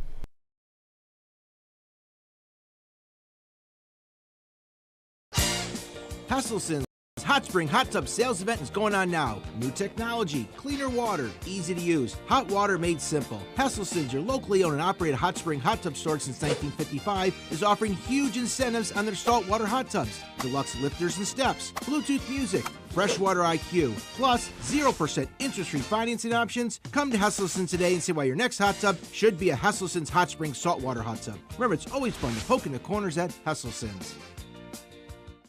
We are proud to serve our country, to serve our local communities, to wear the uniform, to be a soldier, to serve abroad when and where duty calls. We are ready to stand with our brothers and sisters to defend, to serve, to fight. We're always ready, we're always there. We are the New York Army National Guard. Rated the best hearing aids of 2023 by Forbes, the Audion Atom 2 series offers superior sound quality and functionality for a fraction of the price. For just $189 a pair, the Atom 2 features 4 different hearing modes for all types of hearing loss. It packs crystal clear sound, a nearly invisible design, and is even rechargeable. I actually like them better than my old $5,000 hearing aids. They're so comfortable, I forget I'm wearing them. And the sound is amazing. The Atom Pro 2 is our smallest hearing aid yet, featuring advanced background noise cancellation, and is the world's first hearing aid with built-in UV cleaning that kills 99% of bacteria. I could not believe how my hearing and life changed without seeing a doctor or having a hearing test. Join over 500,000 happy customers today and get the hearing you deserve. Call 1-800-434-9816 or go to audionhearing.com to get your pair of Audion hearing aids starting at just $189. Fox College Football Friday Friday and Big Noon Saturday kick off a whole new era of college football. I cannot wait for this game. With new matchups, historic rivalries, and brand new conference clashes. Listen to this crowd come alive. The Big Ten, Whoa! Big 12, Unbelievable. and Mountain West are hitting Friday and Saturday harder than ever. Monstrous hit. This is the season we've all been waiting for. College football. And we are back broadcasting live from the Hesselson studio here on Market Street in Corning. Thank you so much for joining us this morning. Comment from a viewer. The Dems are trying to get ahead of any backlash, preaching to supporters the opposite of reality. Back when holding a mock severed head of Trump was accepted, Elizabeth Warren saying, "Take him out now," referring to Trump, as well as nonstop lawfare and countless other examples up to this point. They have the gall to say that they are blameless for an assassination attempt. Quite the opposite. They're saying that it's Trump's own rhetoric that has caused these assassination attempts. This is the second one in 2 months. So Harris has not responded when asked about her flip-flopping, her changing of her policies from 2019 when she was running to today. Well, Pete Buttigieg was on Meet the Press. He's obviously a surrogate of hers. And Kristen Welker asked the question, Vice President Harris has shifted her position on several policy issues when she first ran for president in 2019. She initially wanted to ban fracking, now she doesn't. And she wants penalties for illegal border crossings, and now she doesn't. She supported Medicare for all, and now she doesn't. To the voters who have concerns about this, if she's elected, why won't she change her mind yet again? Buttigieg said, well, look, you develop your policies based on what you see happening in the world around you and what you are able to accomplish in Washington. You have the example of immigration that we just talked through, what's changed over the last 5 years. A lot of ideas were being kicked around 5 years ago when there was basically zero climate policy during the Trump years. Now we have a climate policy. It's called the Inflation Reduction Act, and it does not include a ban on fracking. What it has done is caused a lot of factories to be built right now in places like where I grew up, in places where J.D. Vance grew up, creating jobs in a new energy economy and good old-fashioned jobs that would be destroyed if Donald Trump follows through on his promise to get rid of the Inflation Reduction Act. Those are the policies who are working with, and every election is about the future and not the past. And that future looks very different depending on who is about to win. So the world changed. That's why Harris has changed her position. The world has changed. According to Fox News, ABC News' Martha Raddatz pressed Governor Maura Healey, a Harris surrogate, on the false claim that Vice President Harris made during the debate on Tuesday, and asked bluntly, why would she say that? There is not one member of the United States military who is in active duty in a combat zone in any war zone around the world. The first time this century, Harris claimed. Of course, there was no fact-checking in real time, no calling her out. Raddatz said, our fact-checkers found that to be false. There are currently 900 U.S. military personnel in Syria, 2,500 U.S. troops in Iraq. All have been under regular threats from drones and missiles for months. We also have action in the Red Sea. Also, every single day, the Navy SEALs, Delta Forces, special operators can be part of any sort of deadly raid. Healey responded by saying, I think what's important here, Martha, is that Kamala Harris, in contrast to Donald Trump, demonstrated herself to be commander-in-chief. We are in a world where there are all sorts of conflicts, and it's all the more reason we need somebody who's serious and who supports the military. Raddatz said, you may say she demonstrated her ability to be commander-in-chief, but did she not know about these people in Syria and Iraq? Healey says, I think that's what's really important. Kamala Harris, she respects our military. She respects our service members. Donald Trump calls them suckers and losers. That is a lie, and we know that. Healey was also asked if Harris should draw a clear line on what restrictions she would support on abortion. She already did, Martha. What she says is, let's go back to Roe.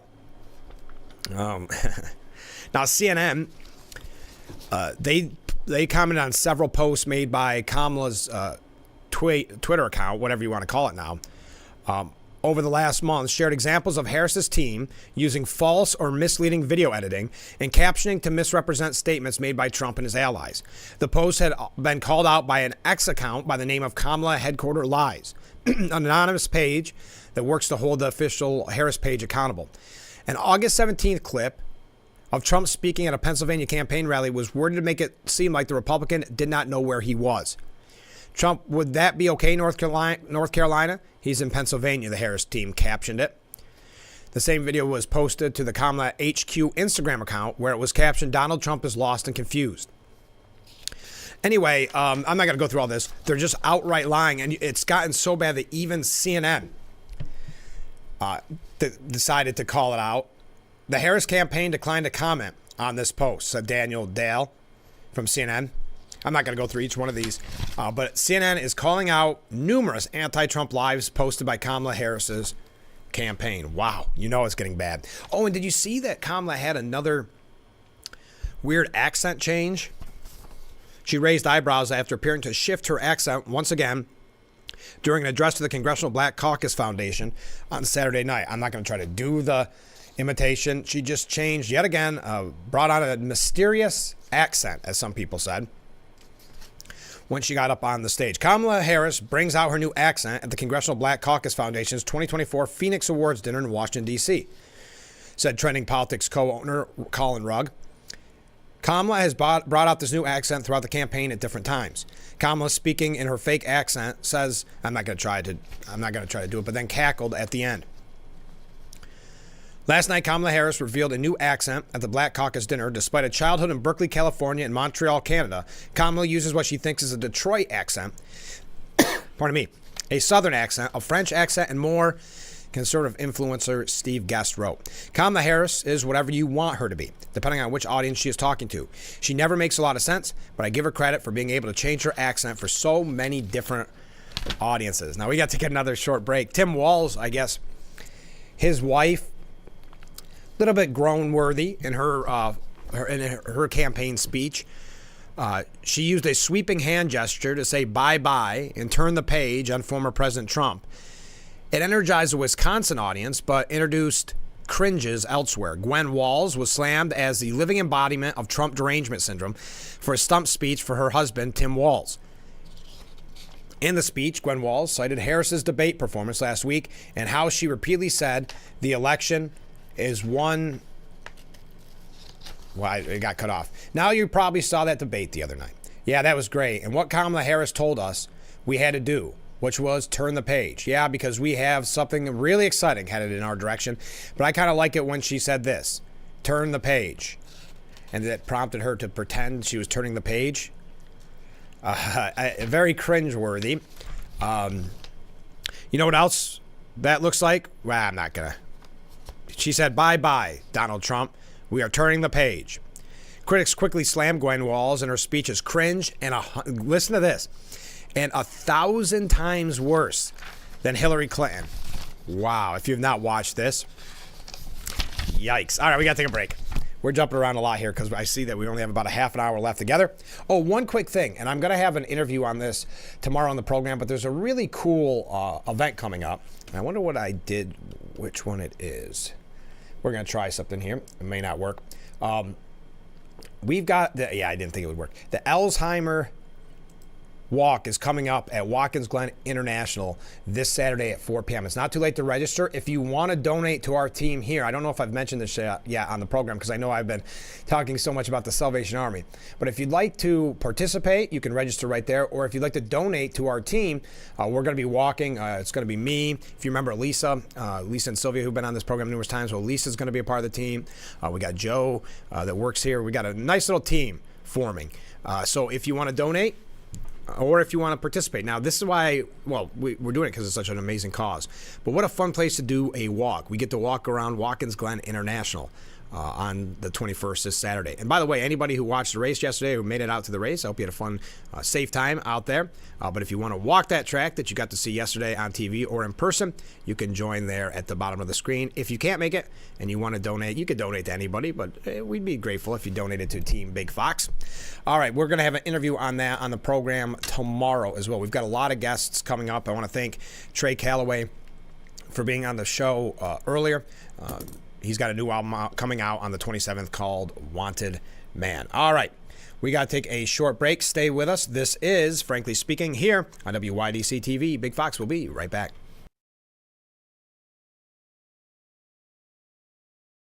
Wow, you found it. I did. The History of Water Part 6? I've been dying to read this. I know, honey. I always wanted that book.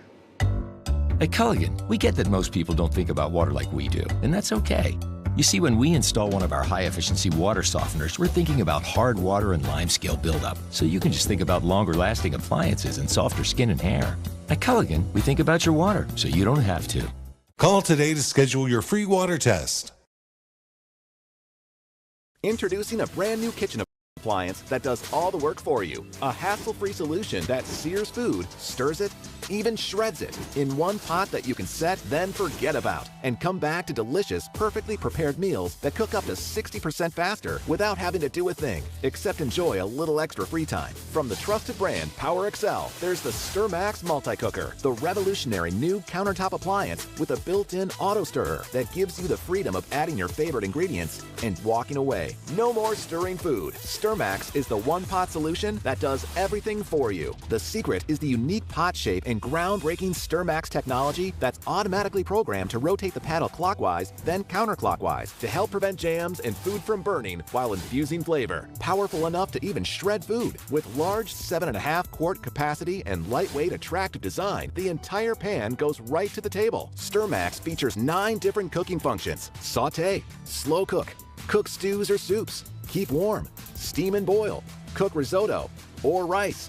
Plus, the multi-step smart presets, StirMax or BraiseMax, that sears and sautés food before automatically switching to simmer. With premium ceramic coating that's BPA, PFOA, and PTFE free, scratch-proof, and won't ever stick. Then the entire pan goes right into the dishwasher. Now, you can try the Power Excel StirMax Multi-Cooker with tempered glass lid and recipe guide in your home for 30 days for just $14.99. But it gets even better. You also get the entire bonus package absolutely free. You get the steamer and rice basket. For fresh, healthy meals, the StirMax serving spoon and ladle. It snaps right on top of your StirMax, plus $100 in free grocery coupons. We'll even ship your order next business day absolutely free. Plus, every StirMax comes with a 1-year ironclad VIP protection plan and a 90-day money-back guarantee. This is an exclusive TV-only offer, so...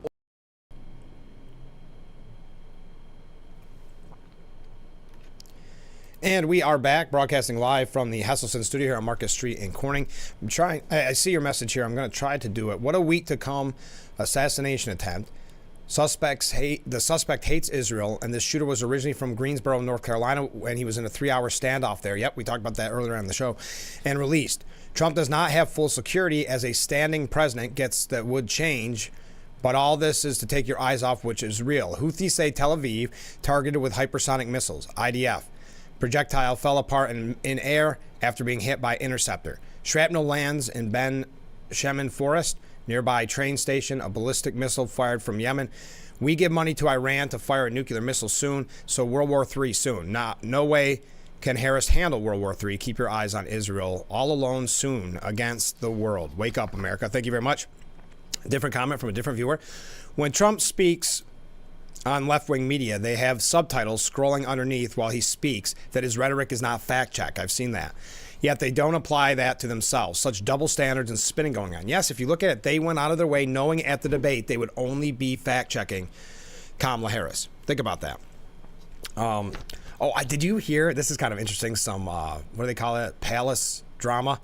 The White House is upset that Harris did not stand up for Biden. The reported frustration comes as Harris faces a conundrum due to the administration's policy failures. Harris cannot campaign on policies to fix crime, inflation, and border security without undermining the Biden-Harris administration's policies. But she must tout the administration's policies to validate her record and candidacy. This is what it says. Some White House officials also are disappointed that Harris did not stand up for Biden during the debate. A former Biden White House official tells them. This is what ABC, I believe. Many felt Harris missed opportunities, acknowledging that Biden deserves thanks for his service, according to the source. Now, the White House has denied the validity of that leak. This is not the view of the President of the United States or his team. The Vice President spoke passionately about his leadership and the historic progress that they have achieved together. As he said in the debate, he saw the person who has been his partner for 3.5 years. He and his team are proud of their performance. All right, little palace intrigue there. Did not stand up enough. Yeah, she is trying to distance herself. Now we learn, and I don't think this means too much at the end of the day, but Senator Joe Manchin, the conservative Democrat turned independent, who has toyed with a presidential run and has long been a thorn in the side of the left, has been mum about the candidate he's backing in November, but that could soon change. In an interview with CNN, the veteran West Virginia senator signaled he may get off the sidelines. Well, I could see that, meaning endorsing Harris. Utah Senator Mitt Romney has been quiet. We know that there's no way he is going to endorse Trump. I don't know if he will end up endorsing Harris. He said, I'm certainly not going to be voting for former President Trump. And I think that's been very clear. I don't have anything on that at this time, meaning Harris and a Harris endorsement.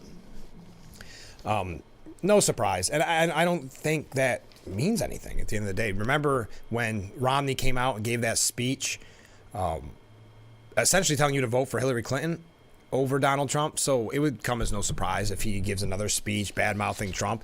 It's kind of his quote-unquote claim to fame. Now, a major Catholic group, and we're running through a bunch of things here, a major Catholic group has launched an ad attacking Kamala Harris over taxpayer-funded sex changes for children.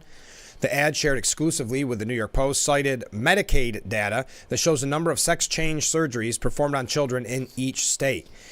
This is going to be a 6-figure ad buy, and it'll begin airing Monday in 4 critical swing states: Pennsylvania, Wisconsin, Nevada, and Michigan. And they're intended to target Catholic voters and households with children. You can find the video for yourself at the New York Post.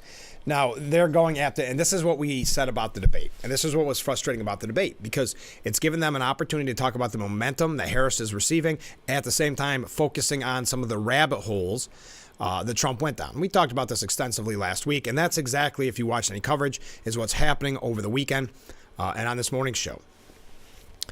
In the morning, I should say. Not today. Not my show. Republican vice presidential candidate J.D. Vance reiterated false claims about Haitian immigrants eating their pets, the pets of residents in Springfield, Ohio. Asked to support his claim in an interview with Dana Bash, Vance pointed to what he said was a first-hand account from constituents who have told him this is happening, though he didn't provide the evidence. The American media totally ignored this stuff until Donald Trump and I actually started talking about it. If I have to create stories so that the American media actually pays attention to the suffering of the American people, that's what I'm going to do. You just said, and that's when Dana Bash interjected and said, you just said this story is that you created it. It comes from firsthand accounts from my constituents. I say that we're creating a story, meaning we're creating the American media focusing on it. I didn't create 20,000 illegal migrants coming into Springfield thanks to Kamala Harris's policies. Her policies did that. But yes, we created the actual focus that allowed the American media to talk about the story and the suffering caused by Kamala Harris's policies. Now, of course, this is coming from CNN, and they keep doing this. Well, they flat out deny the rumor. We talked to the town manager. We talked to the... Anyway, that's been their laser-like focus on that story. I don't know what kind of coverage will come in the next few days after the second assassination attempt on the former president. I'm not sure how much coverage they'll get. We know that they don't really want to talk about the first assassination attempt and show that picture, of course. We heard early on that they don't like that picture because they think it's quote-unquote positive propaganda for the Trump campaign. Now, Josh Shapiro, he's the governor of Pennsylvania, and he was not picked by Kamala Harris. Some have speculated because of his Jewish faith, but was not picked as her vice presidential running mate. He was on State of the Union, and they asked about J.D. Vance. He said, Dana, that was bonkers. Listen to the governor of Ohio, the mayor of that town in Ohio. He has said it's all made up. Those are all lies. There's no truth to it. And the United States Senator from Ohio just came on your show and blamed his own constituents for his own lies. This guy is so pathetic. But the thing is, it is dangerous. There's a casual connection between, we'll say, this garbage that J.D. Vance and Donald Trump spew and the safety and security of the American people when they go out and they lie about this stuff. They put their fellow Americans at risk. J.D. Vance should be ashamed of himself. He knows better. So condescending. He just doesn't understand the power of his words, the power of his lies. And those lies are putting people at risk. This is dangerous stuff. I know it started because they wanted to just distract the American people from their failed policies and their chaos. But that has now taken on a new life of its own because of what they incited. And people's lives are at risk because of J.D. Vance. This guy should know better. We've got more to talk about. Boy, this show's going fast. Stay with us. About 15 minutes left. Get your last minute comments in. Again, you see the number on the bottom of your screen. Feel free to reach out at any time. Whoops.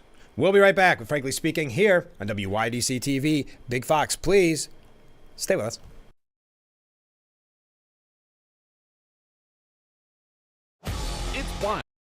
Western, it's Reese Ranch Rodeo. Looking for a new exciting adventure? Join the cowboys and cowgirls at Reese Ranch Rodeo. Fun for the whole family. Kids 5 and under are free. Gates open at 2 p.m. Rodeo starts at 7. Enjoy great music, great food, cold drinks, and classic rodeo fun. For event dates and ticket prices, visit ReeseRanchRodeo.com. Reese Ranch Rodeo, 4115 Oldfield Drive, Corning, next to Fair and Ball Campgrounds. Welcome to Frankly Speaking, talking to the people that affect your life, that affect all of our day-to-day lives. This is something you're not going to get anywhere else. We've got a lot to offer. There'll be a lot of news, local, regional, national, really the things that affect you. And I think you'll be glad that you tuned in. So think of it as radio on TV. Frankly Speaking, live, 2 hours long, starting at 6 a.m. on WYDC TV Big Fox. This is history making. The Big Fox website is here now. WYDCTV.com. Local and national news that keeps you informed and involved. WYDCTV.com. Today's weather, up to date and in your town. WYDCTV.com. Sports news, local events, and health stories that affect you. WYDCTV.com. The Big Fox website. Your news here now. WYDCTV.com. And we are back broadcasting live from the Hesselson studio here on Market Street in Corning. Boy, I see that. I don't want to go into it too much, but that Vance did rip into Dana Bash for that question she had in regards to inciting violence. He said, first of all, who's putting the residents of Springfield at risk, which was a town completely ignored by the American media until Donald Trump started surfacing some of these concerns, is that they can't afford housing. They can't afford health care. The schools have been overwhelmed. The hospitals have been overwhelmed. And they're overwhelmed, and because Kamala Harris allowed 20,000 Haitian migrants to get dropped into a small Ohio town of about 40,000 people, and it's completely overwhelmed the services. Now you ask, why have I talked about some of the things I've been talking about? Let me just say this. My constituents have brought approximately a dozen separate concerns to me. 10 of them are verifiable and confirmable. And a couple of them I talk about because my constituents are telling me firsthand that they're seeing these things. So I have two options, Dana. I can ignore them, which is what the American media has done for years to this community, or I could actually talk about what people are telling me. Anyway, I don't want to go through any more of that. A couple of quick things to rush through here. Remember that Cornell professor, yes, Cornell, right down the road, who talked about the Hamas attack on October 7th and called it exhilarating? Well, he's back at the school after dodging punishment. No one gets any kind of punishment for this type of violent rhetoric. The radical Cornell University professor who lauded the Hamas terror attack on Israel as exhilarating and energizing dodged any punishment and is now back teaching at the upstate Ivy League school, according to the New York Post. Shamed history professor Russell Rickford was out for the past year on voluntary leave after widespread public outcry when he was recorded at an off-campus anti-Israel rally cheering Hamas October 7, 2003 invasion. It was exhilarating. It was energizing. I was exhilarated, he said, before apologizing for applauding the mass murder of innocent civilians. Rickford is now teaching at least 2 courses at Cornell this semester, African Americans' Vision of America and Socialism in America, and 1 seminar. Cornell confirmed in a statement to the Post that the university did not discipline Rickford for his hateful remarks. It would not say whether Rickford was paid while on leave. Rickford's comments were condemned by the administration at the Times as reprehensible for showing a complete disregard for humanity, but they are still protected by his free speech rights, said Cornell VP of University Relations Joel Molina. Given that Professor Rickford's comments were made as a private citizen in his free time, the university's academic leadership has concluded that Professor Rickford's conduct in relations to this incident did not meet that high bar to warrant otherwise. Then you wonder why these students and these faculty engage in these what are often turned into destructive, violent protests that are intimidating the Jewish community at that school. Do you think the Jewish community that goes to Cornell would feel comfortable being in that professor's class? Speaking of universities, we got a couple things here. A disabled veteran was arrested at Rutgers University after posting anti-Hamas flyers. George Maravallis, a disabled veteran who previously served as a United States Army First Lieutenant and deployed to Afghanistan, first engaged in campus activism in November of 2023. Then, after October 7th, a vocal minority of law school students erected tables and hung flyers that criticized Israel's action. I set up a table right next to them with my beliefs, which is that Hamas are rapists, that they are monsters, savages. That October 7th was a terrorist attack. Basically, I believe that a lot of the statements that they apply towards Israel, I think they fully hold against America. He then began hanging his flyers on walls and spaces that were riddled with anti-Israel and pro-Palestinian content. Soon after, a woman began ripping down his posters. George was arrested and charged on Rutgers' Newark campus after placing flags and flyers critical of Hamas around the yard. I addressed the person. I said, "What are you doing? Are you ripping down my flyers?" And she told me that it was against the policy to put flyers where I had my flyers, which were right next to where these. And there were bulletin boards. And the whole entire bulletin board was one speech and one viewpoint. So yes, at the end of the day, the disabled veteran arrested at Rutgers University after posting anti-Hamas flyers. He said, "Not going to let anyone censor me." We got to take another short break and wrap up today's edition of Frankly Speaking. Where's the time going? We covered a lot this morning. Here's a comment from a viewer. Outrageous. Shame on Cornell. I would agree. Same with shame on Rutgers. There is a new study that finds top medical schools value the left-wing activism over science. And we've talked about this in the past, where really it's not about what you learn at colleges. It's about your activism, your left-wing activism. Forget anatomy or physiology. Many of these medical students heading back to class this month are taking courses that focus more on social justice and diversity. Wow. Future physicians are spending more time on divisive political topics and less time on the medical science on which individual and public health depend. A fact that should scare policymakers and patients alike. My study, the first to document the prevalence of ideology in medical school curricula, focuses on schools' publicly available course catalog. Using the U.S. News and World Rankings report, I started with the top ranking institutions in the country, then worked my way down the list. While many institutions don't disclose their coursework, the top 20 that publicly list their courses show how political ideology is displacing traditional medical education. Everything has become politicized, folks. But we got to take a short break. Stay with us. We'll be right back. Last break of the show, so get your last comments in, and we'll be right back.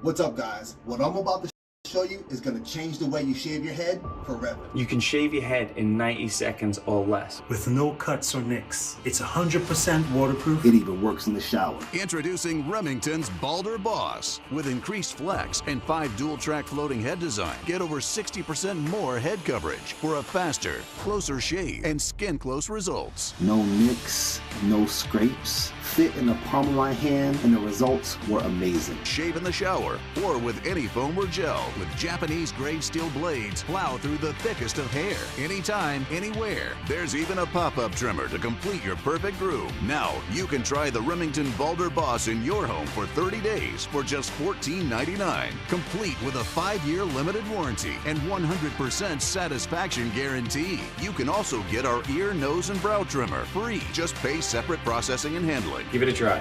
You won't be disappointed. Order your Balder Boss now. Let's go, baby! Should be electric today. The crowd, the atmosphere, this is what makes it special. The student body are out of their mind. You want a piece of us? This is what we do! Here we go! Touchdown! Wow! Sensational! Big noon kickoff, Saturdays. And we are back, broadcasting live from the Hesselson studio. Assemblyman Brian Cunningham has an interesting piece out. I believe it's at the Daily News, but it's Unmask the Cowards on Our Campuses. The new year is only 2 weeks old, and already New York campuses are devolving into chaos. Students and educators have returned to colleges and universities across the state, but so too has the menace and terror of mass intimidation. And I don't want to go through the whole piece, but it basically boils down to this. Students should not have to worry about their safety or their ability to learn or pray or even just exist on campus because of harassment, threats, and intimidation. Parents dropping their child off at school should not have to worry that their child will be targeted and terrorized by individuals who hide their identities to escape detention. By banning masked intimidation, we can ensure college campuses are places of learning and robust debate, not places of fear and intimidation. How about this? Speaking of those same college students, Gen Z employees are entitled, too easily offended, lazy, and generally unprepared for the workplace, according to their bosses.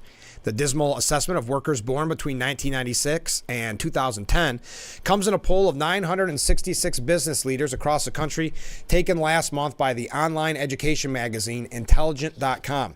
The survey found 75% of execs felt most of the recent college grads they hired were unsuccessful, and 60% said that at least some of them had to be fired. The supervisors, who range from C-suite execs and business owners to senior and human resources companies with more than 10 employees, said they'll refrain from hiring Gen Z workers in the coming year. With Gen Z, they've got a ton of access to information, a lot of different content, news sources, and influences. So when they go into the company that has more traditional norms, you get a situation where it doesn't always mesh. About 17% of leaders believe Gen Z, who range in age from their teens to about 28, is often too difficult to manage, and 39% said they have poor communication skills. They lack charisma and personality skills. I don't feel that they are in tune with what it takes to impress others. It makes sense when we see how easily they are offended at college campuses. How twisted is that, says one viewer. Arrests a disabled veteran, but once again, nothing for pro-Hamas supporters. Why can't Americans see what's coming and what's happening now? Thank you for that comment. As civic knowledge declines, programs are working to engage young people in democracy, according to New York State of Politics. I'm not going to go through all of this, but we know that there is a lack of civics knowledge. What else do we have here? There's a New York Post editorial that we won't have the chance to get to this morning, but forget the pets. The Harris-Biden border crisis punishes everyone in America. That would wake opponents of open borders need to be shouting the already proven costs and consequences of the illegal tidal wave from the rooftops, no matter how hard the feds and their media lapdogs try to obfuscate. That would wake America up, and it just might get voters to hold the Democratic nominee for president, a prime architect of this disaster, to account. We are out of time for today's edition of Frankly Speaking. Thank you to everybody who joined us. Thanks for all the comments. Thanks for all the waves. Tomorrow we'll be talking a little bit about the Alzheimer's Walk. If you're interested in signing up, it is not too late to do so. Or if you want to donate to Team Big Fox, we'd appreciate that as well. But we're going to be talking to representatives from Walk to End Alzheimer's on tomorrow's program. We've got guests all week, so I hope that you will make sure that you tune in. Set your alarm for weekday mornings starting at 6. Only, well, I should tell you what it is, which is Frankly Speaking, only on WYDC TV Big Fox. Have a great day, everyone, and we will see you tomorrow morning, bright and early. One last comment from a viewer. In my opinion, the election is peace, love, chaos, and lies. Cheating. Thank you. Now we're out of time. Have a good day, everyone. See you tomorrow morning, bright and early, starting at 6 with Frankly Speaking. I look forward to it already.